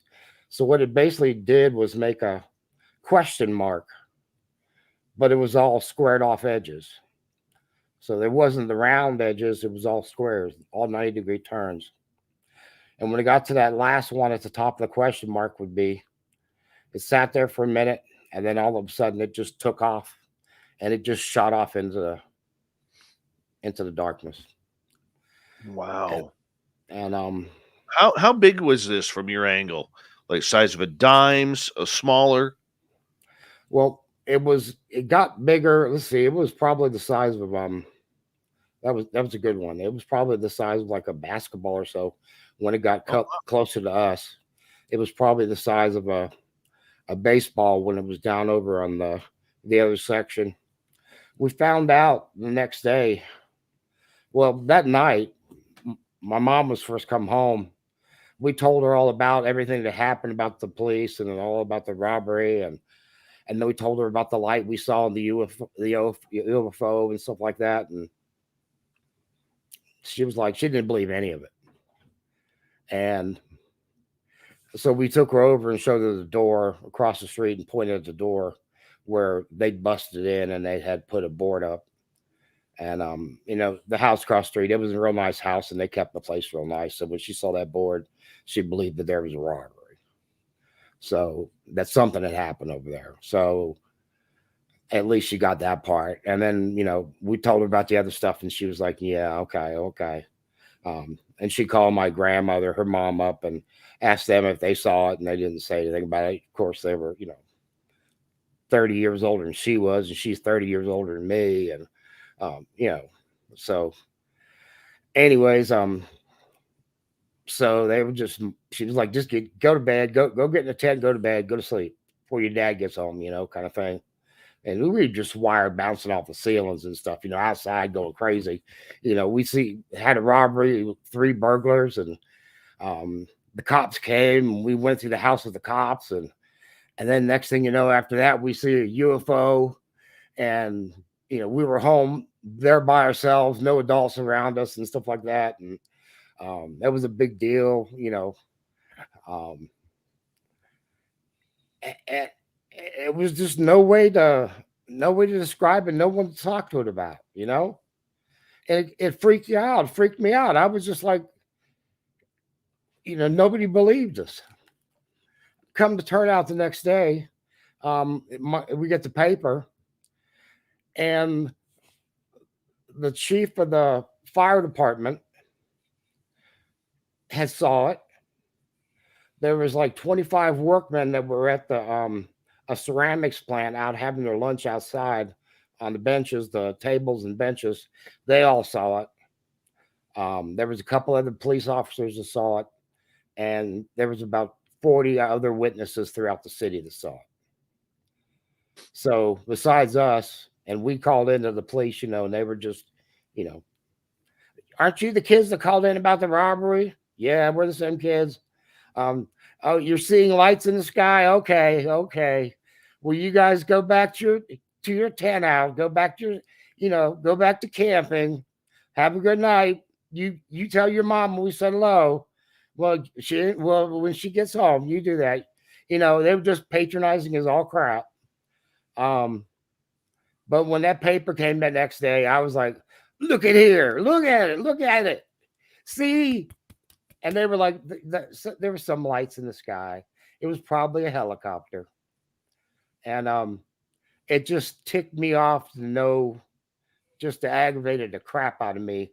And I still remember how aggravated I was more than I remember the UFO. I remember the aggravation and the frustration and never being able to talk to anybody. Kev, that reminds me of the time when I had seen Sasquatch, and I was so excited that day that I had actually seen it that I called up the one person that I really wanted to tell the story to, and that was my dad. Yeah. And I call up my dad. I'm like, Dad, you're not going to believe what happened. He goes, what? I said, well, we were walking in the forest behind my buddy's house, and literally we came across 2 Sasquatch. And I'm shaking and buzzing. It was such a exciting time, right? And his response was, no, you didn't. and I said, I'm older at this time, so I could use some, colorful language with my dad. I said, what are you talking about? No, I didn't. And he's like, you didn't see that. That crap doesn't exist. I said, Dad, why would I call you and waste your time telling you that I saw this if I didn't? He goes, that's That's my dad. Ah, right? And I said, seriously? He goes, I don't believe in that crap. He goes, your mom and I are out with some family right now at their campsite, and and I'm like, seriously, you don't believe me? He goes, nope. And I hung up the phone on him. I was so pissed off. I hung up the phone on my dad because, like, you just don't do that to me, right? Like, I'm not going to waste my time telling you as a 40-year-old man that I saw this if I hadn't. Like, come on, Pop.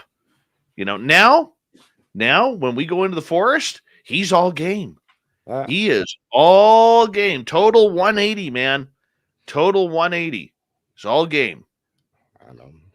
It just it's unbelievable the way people treat you. And even whenever your guest was talking about she had the same thing happen to her. You get kicked out of the community. You get kicked out of skipped over for promotions. You get skipped around.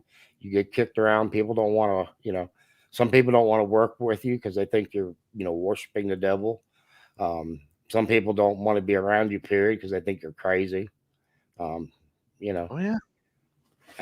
It affects your social life, affects your work life, it affects everything about you. And it's strange. And I never told you this story, but the first time that I took my wife with me when we went together to Vegas, that was the first time she flew in an airplane. That was a fun weekend. Not weekend, but week. We were going up to Little Alien. She had to go up there to see that. So we had to have a couple beers up there. But we were on the way up there, and we rented a vehicle, a four-wheeler to go up there so we can go driving around. But when we got to the thing, it's the one you can pick your own car out a lot. And when we got up there, they had in our section of the lot, one of the cars that was in there was a convertible Mustang. So I was going for my four-wheeler, and she was screaming for the convertible. So we got the convertible. So here we are blasting down the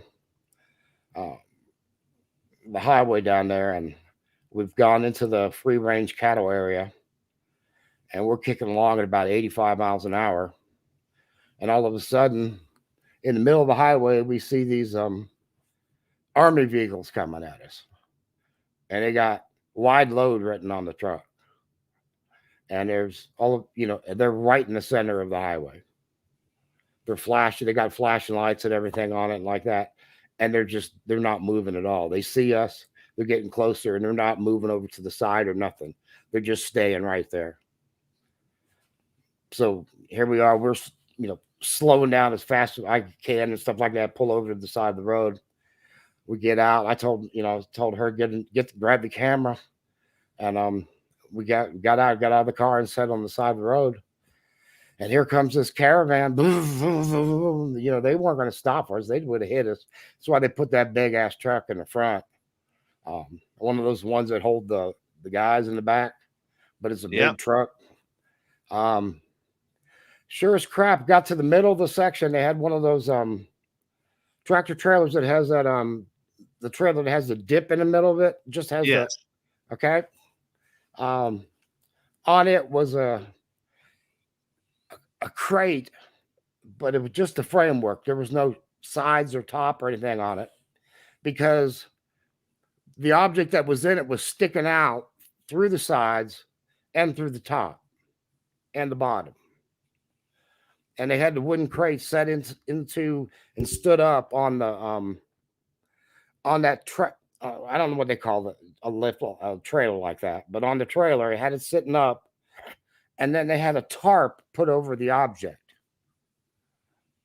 And they're going, like I said, like 85 miles an hour, coming from Area 51 and going back down toward where S4 would be. Wow. And because they're going that fast and there's no sides on it because the object sticks out and they've got a tarp around it, it's like a wet t-shirt contest, and you can make out the shape of what the object is. Did it look like a disc? It was a flying saucer. Exactly. exactly what the flying saucers look like, from what Bob Lazar type, Right, the sport model. the sport model. It looked exactly on the lines of that. It may have been a little bit more sleeker, a little more rounded off than what he drew out there, but it was that type of design. Now, whether it was something that we created or what, but I don't know. But I can tell you this: that that tarp or whatever that was around it was sticking out like a wet t-shirt. And And on that note, Kev, I got to let you go because I got to get to the news, but I appreciate you calling on in, Big Kev. thank you, Dave. You have a good night. All right. Thank you for sharing your stories. Everybody else sharing their stories as well. And flatulence, I guess. But let's get right to Shirky Poo's news. All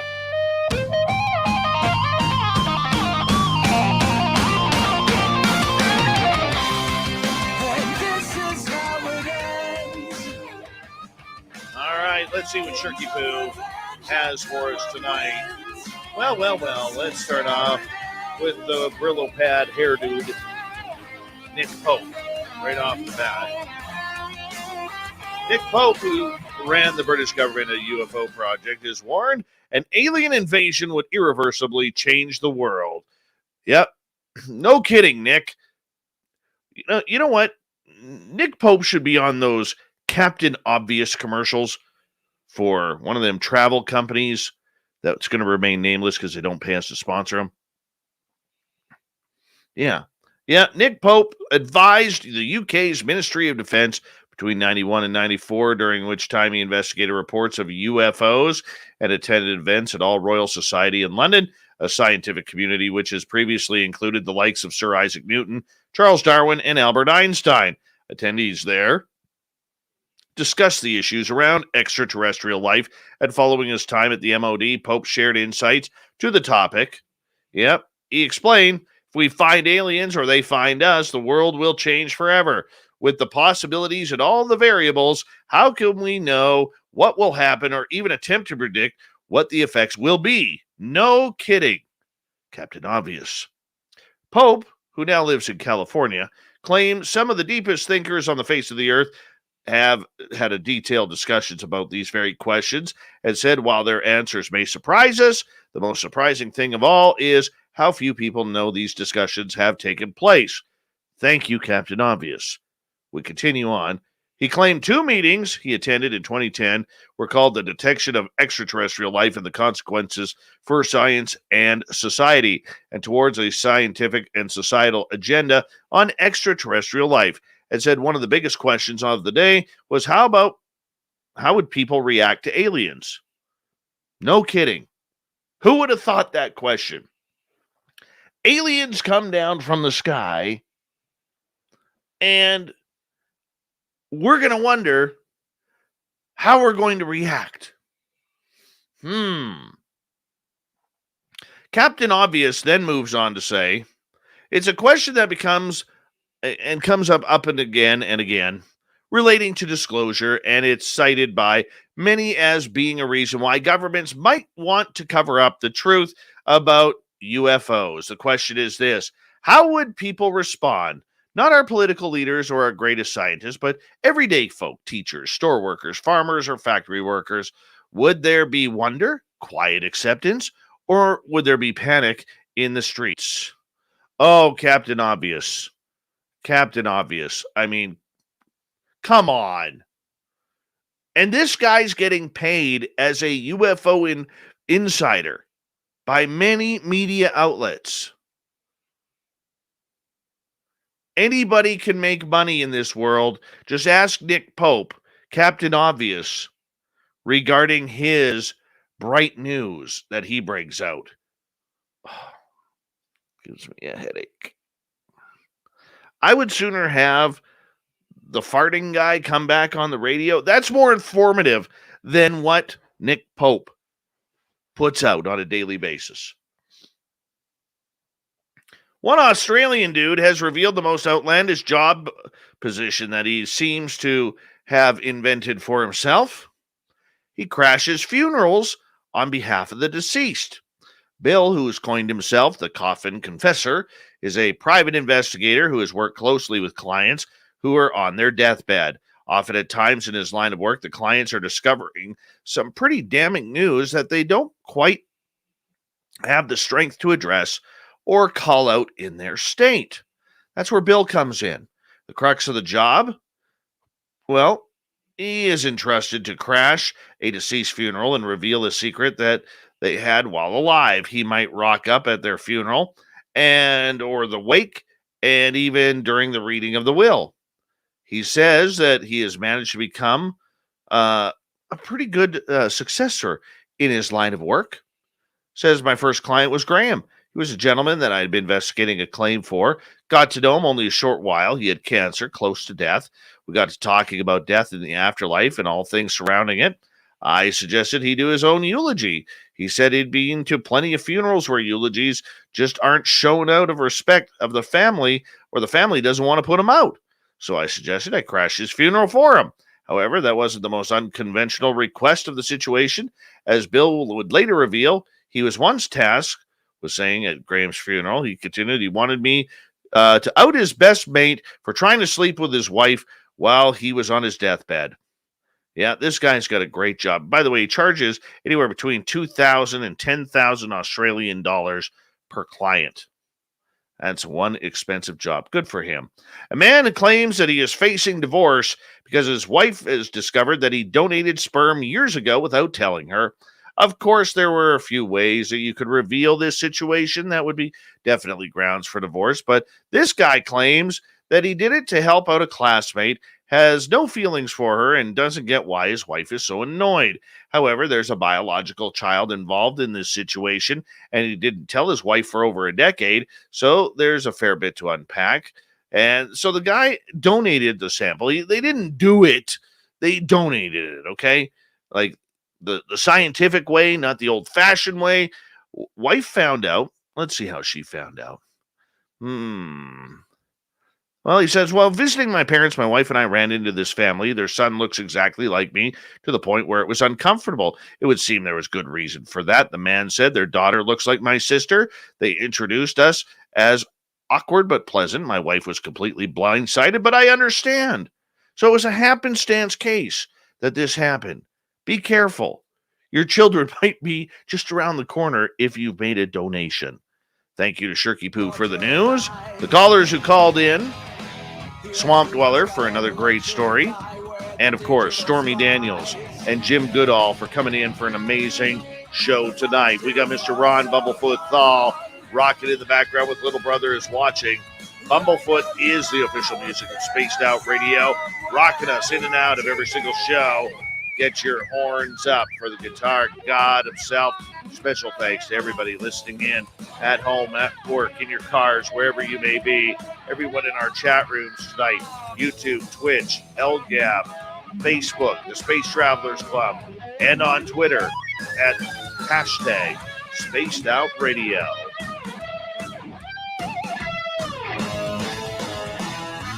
I know you're out there somewhere. Remember, this show is copyright by Spaced Out Radio and SOR Media Ventures Limited. Thank you so much for choosing to share your evening with us, because together, my friends, we're watching.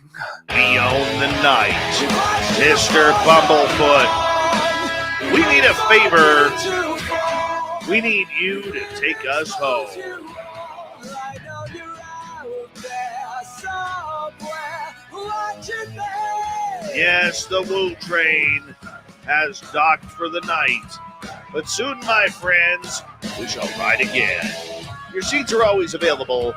Your tickets never expire. And if you want to bring a friend, we've got room for them too. Good night.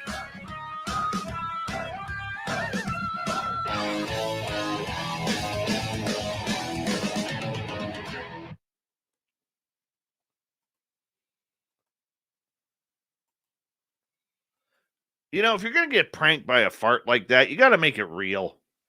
You do. Somebody's got to have the stones to literally rip one on the air. Stick that phone so far up your ass that you get a nice bass tone. Not that I've done that or anything. No, I have not. God damn, that was funny. That was funny.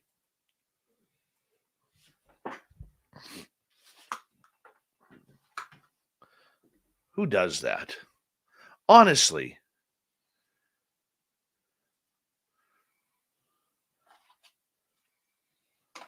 All right. Smells like my dog shit himself in here, too. Holy cow, Doug. That's terrible.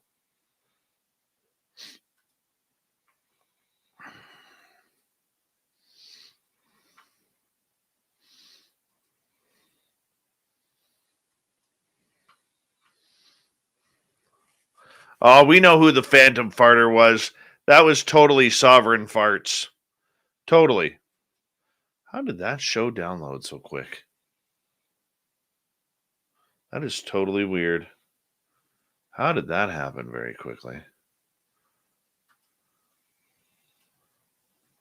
That was definitely Sovereign Farts.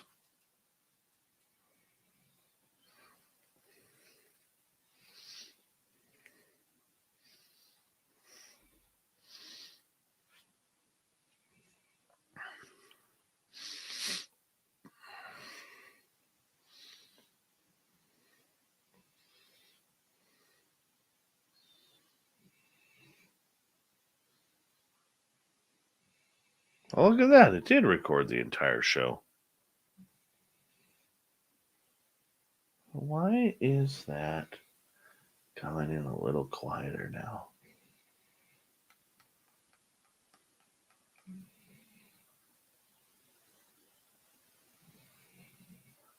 Wonder why. Okay, turn the line down.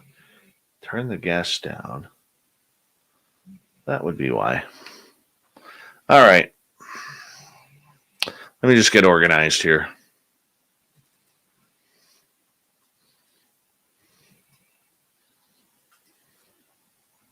We're watching.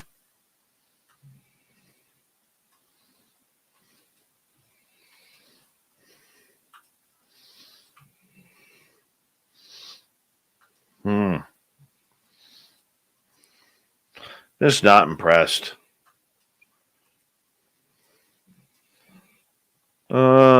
I did actually Uber Eats brought some Taco Bell a couple times over to the hotel. Once on Friday and once on Sunday. And I was a happy man. Happy man. You don't understand the plight, people, being that far away from a Taco Bell.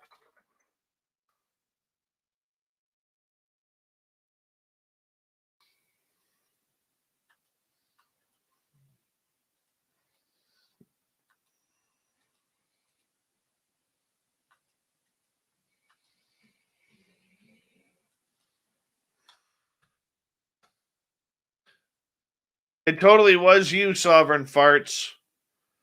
Totally you. And you faked it. You blew into your arm. Highly disappointing. Highly disappointing. 952. 952? Yeah.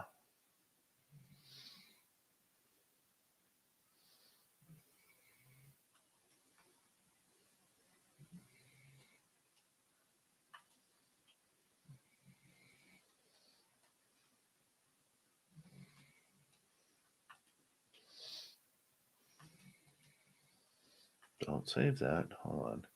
So that would be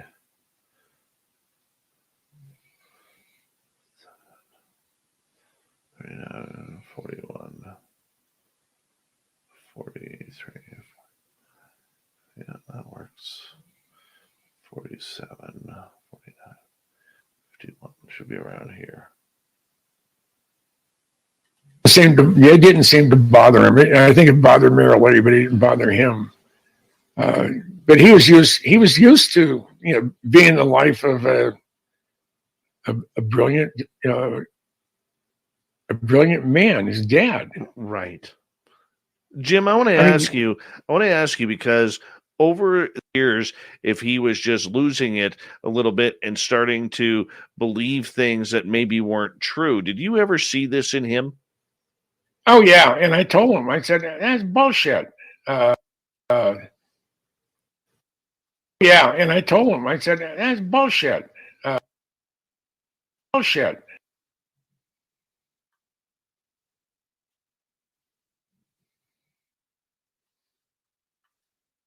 Bull. I said, no, they're real. I said, well, you're the only.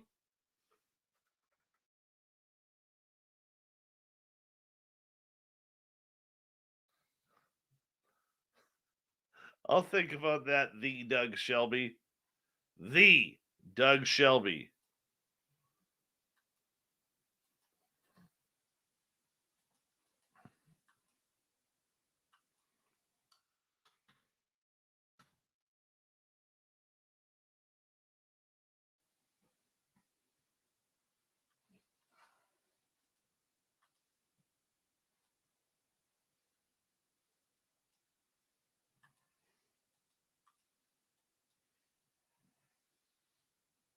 Notice Sovereign Farts won't even admit it in the chat room that it was him. Stinky bastard.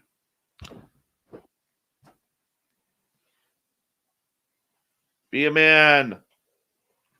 Sovereign Farts. Admit it was you. Because we all know. Yes, we know.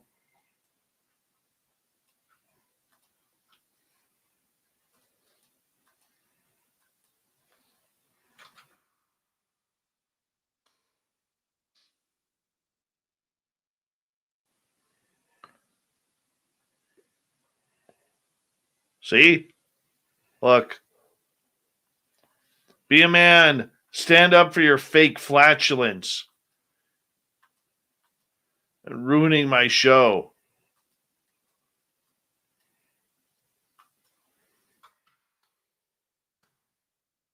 Come on, man. You can have legendary status just like that. Legendary status.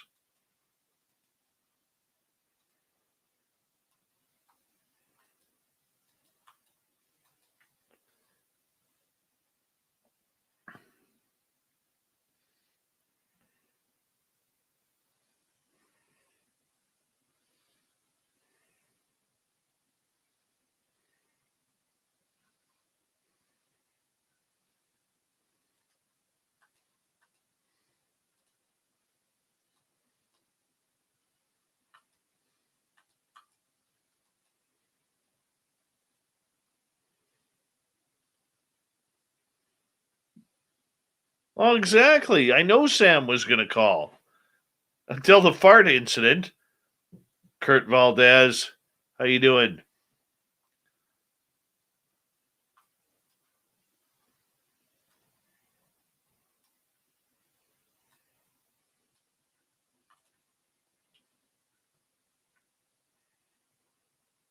Yeah, Sovereign Farts couldn't even live up to his name and had to blow a fart out of his arm in order to make it sound real, which made it sound fake.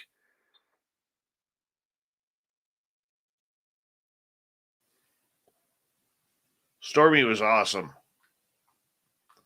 And by the way, chat room, very classy. Thank you for that tonight. I watched a lot of the comments. There were a few of us who were prepared for people being not so polite, and you guys were amazing. Just as I suspected that you guys would be absolutely amazing like that and treating her just like another paranormal person. Fantastic. Thank you.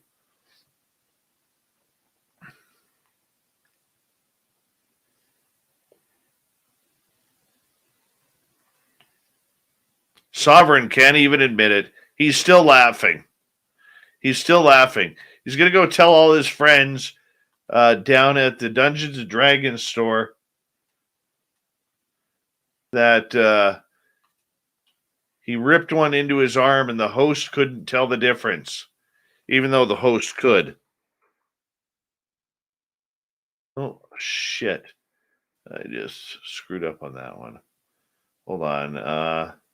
Should be around here. Unbelievable to me. And that was where it's all dark out there. And then about 15 seconds later, the sound disappeared. Pretty good, Dave. How you doing tonight? Good. We got about a minute, and I don't mind carrying over, which is unbelievable to me. That was my first UFO sighting. Who breaks gas like that? I mean, I'm not going to lie. It was funny. I wasn't prepared for it. Your time, Dave. Take care, Wham Bam Ham. Friend, welcome to Space. Well, that was good. That was good. Very nice call there. Too bad it was fake. Too bad it was fake. See, that is the reason why I don't take calls right there. That's the reason. I try and do a good thing. You know, I'm polite. I say hello. And some guy sticks his phone to his butt and rips one. Welcome to Space. Well, that was good. Welcome to Space. Well, that was good. That was good. Very nice call there. Too bad it was fake. Welcome to Space. Well, that was good. Oh, that was good. Very nice call there. Too bad it was fake. Too bad it was fake. See, that is the reason. Welcome to Space. Well, that was good. That was good. Very nice call there. Too bad it was fake. Oh, fuck it. I'm leaving it in. Too bad it was fake. See, that is. Hi there. This is Dave Scott from Spaced Out Radio, and you are tuned in. That's the reason why I don't. I'm leaving it. Screw it. It's late night radio. That stuff's allowed to happen. That's going on TikTok. Where did that happen here? Hold on. The hell was that? It's got to be a connection. Totally. Thank you for your time, Dave. Welcome to Space. Well, that was good. The hell was that? It's got to be a connection. Thank you Totally. for your time, Dave. Take care, Wham Bam Ham. All right. Let's go over to UFO Rancher here. Where are you, my friend? How you doing, my friend? Welcome to Space. Well, that was good. That was good. Very nice. Oh, God.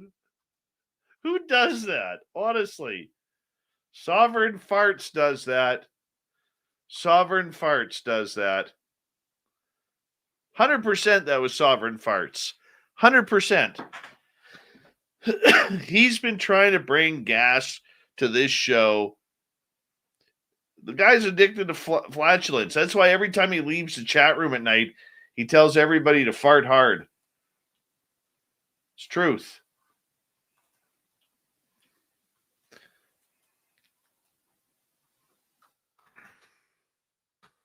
I'm leaving that in there.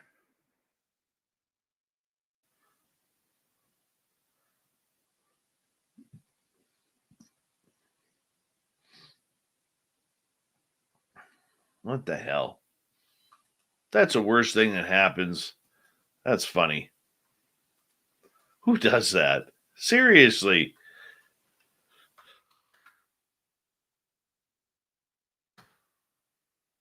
I'm not even editing it. No. No. Because tomorrow night, I get revenge.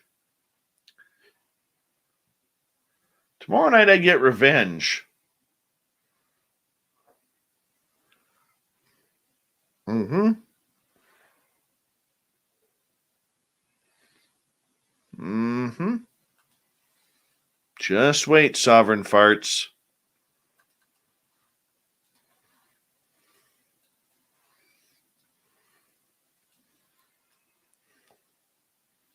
That fart was as fake as one of your promotions of David Icke as being literal and real.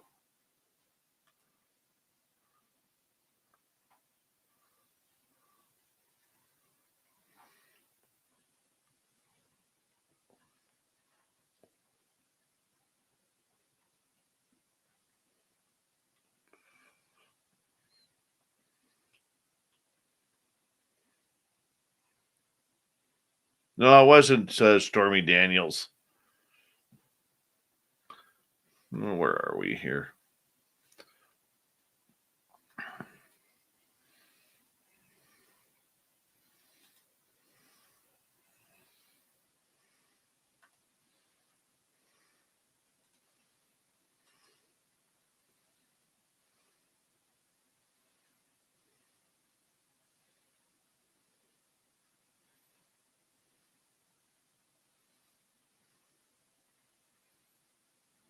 What the heck?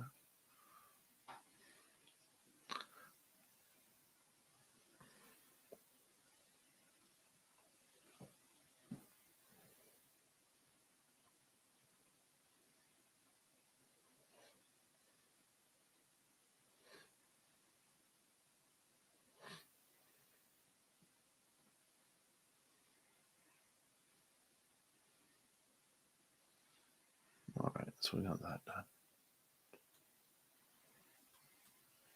That's done. That's done.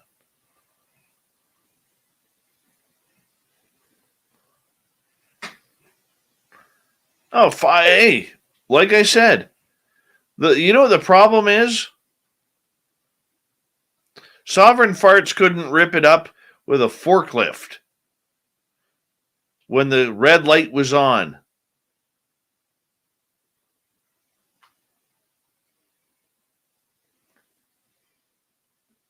Couldn't rip it up with a forklift. He couldn't perform under pressure.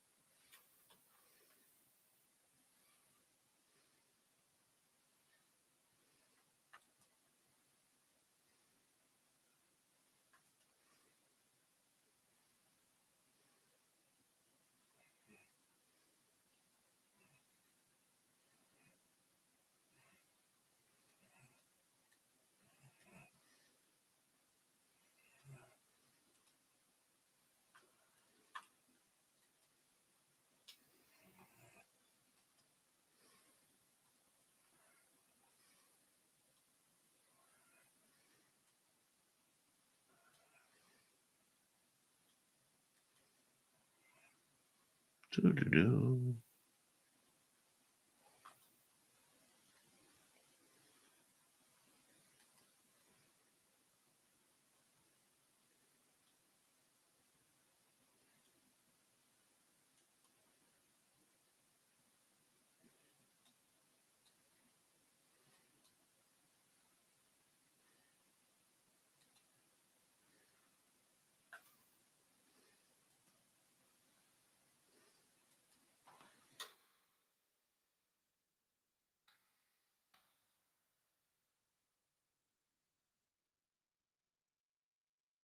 There we go.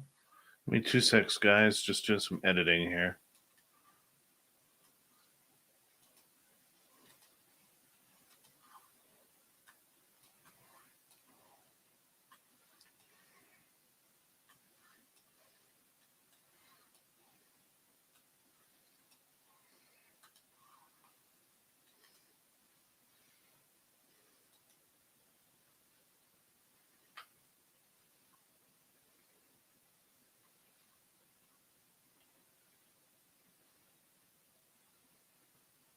No, that wasn't John. We already know who it was.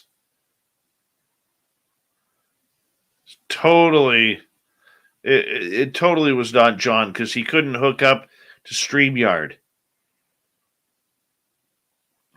That was Sovereign Farts who caused it. We already know. Let's not try and blame other people.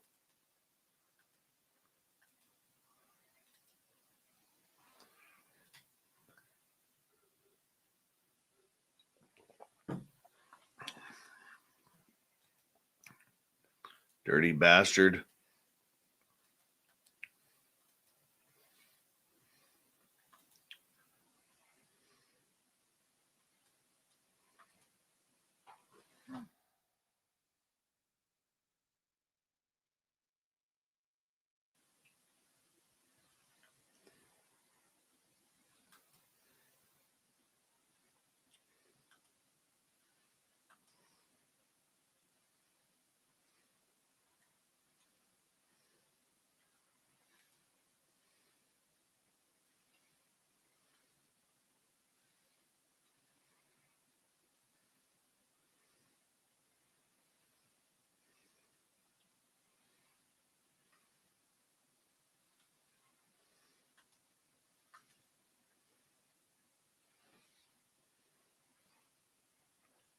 No, we're not doing calls anymore.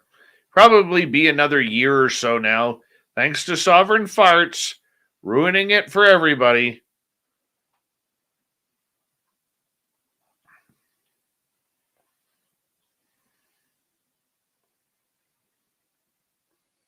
So how it goes, Crunch Time. How you doing?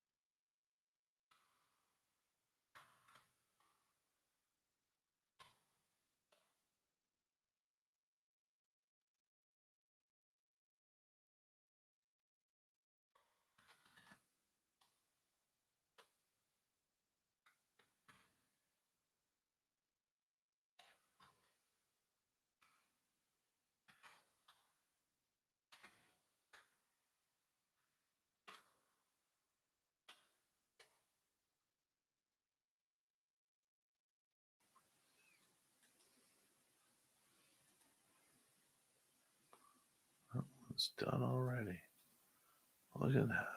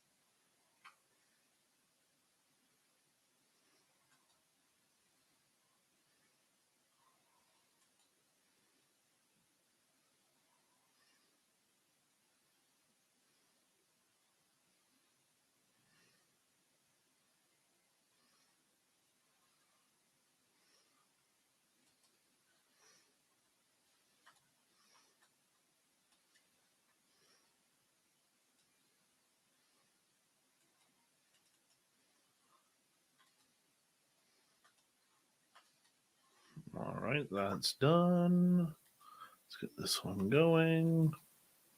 Tomorrow night on the show, Varla Ventura will be here for our Cryptid World.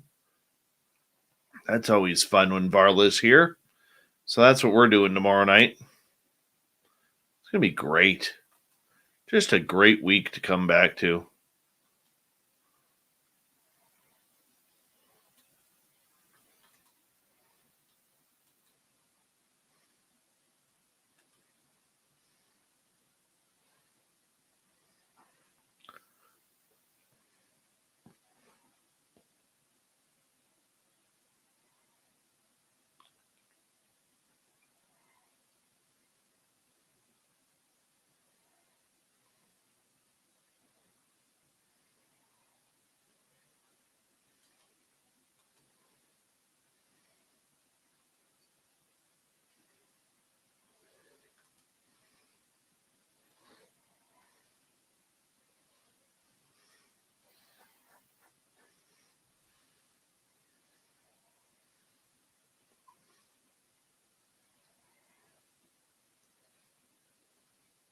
Magic 8 Ball might be ready for next week, Lavira.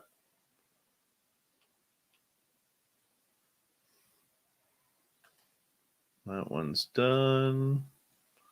That one's halfway done. Good night, the Doug Shelby. The Doug Shelby. Trying to figure out a way to get the light off these. So that way you guys can see them. This is the one Filth drew.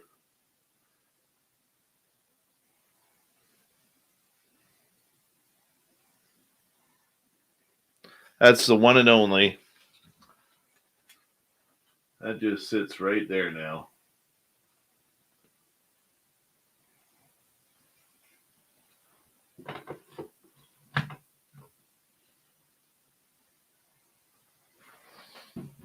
And I know it's crooked.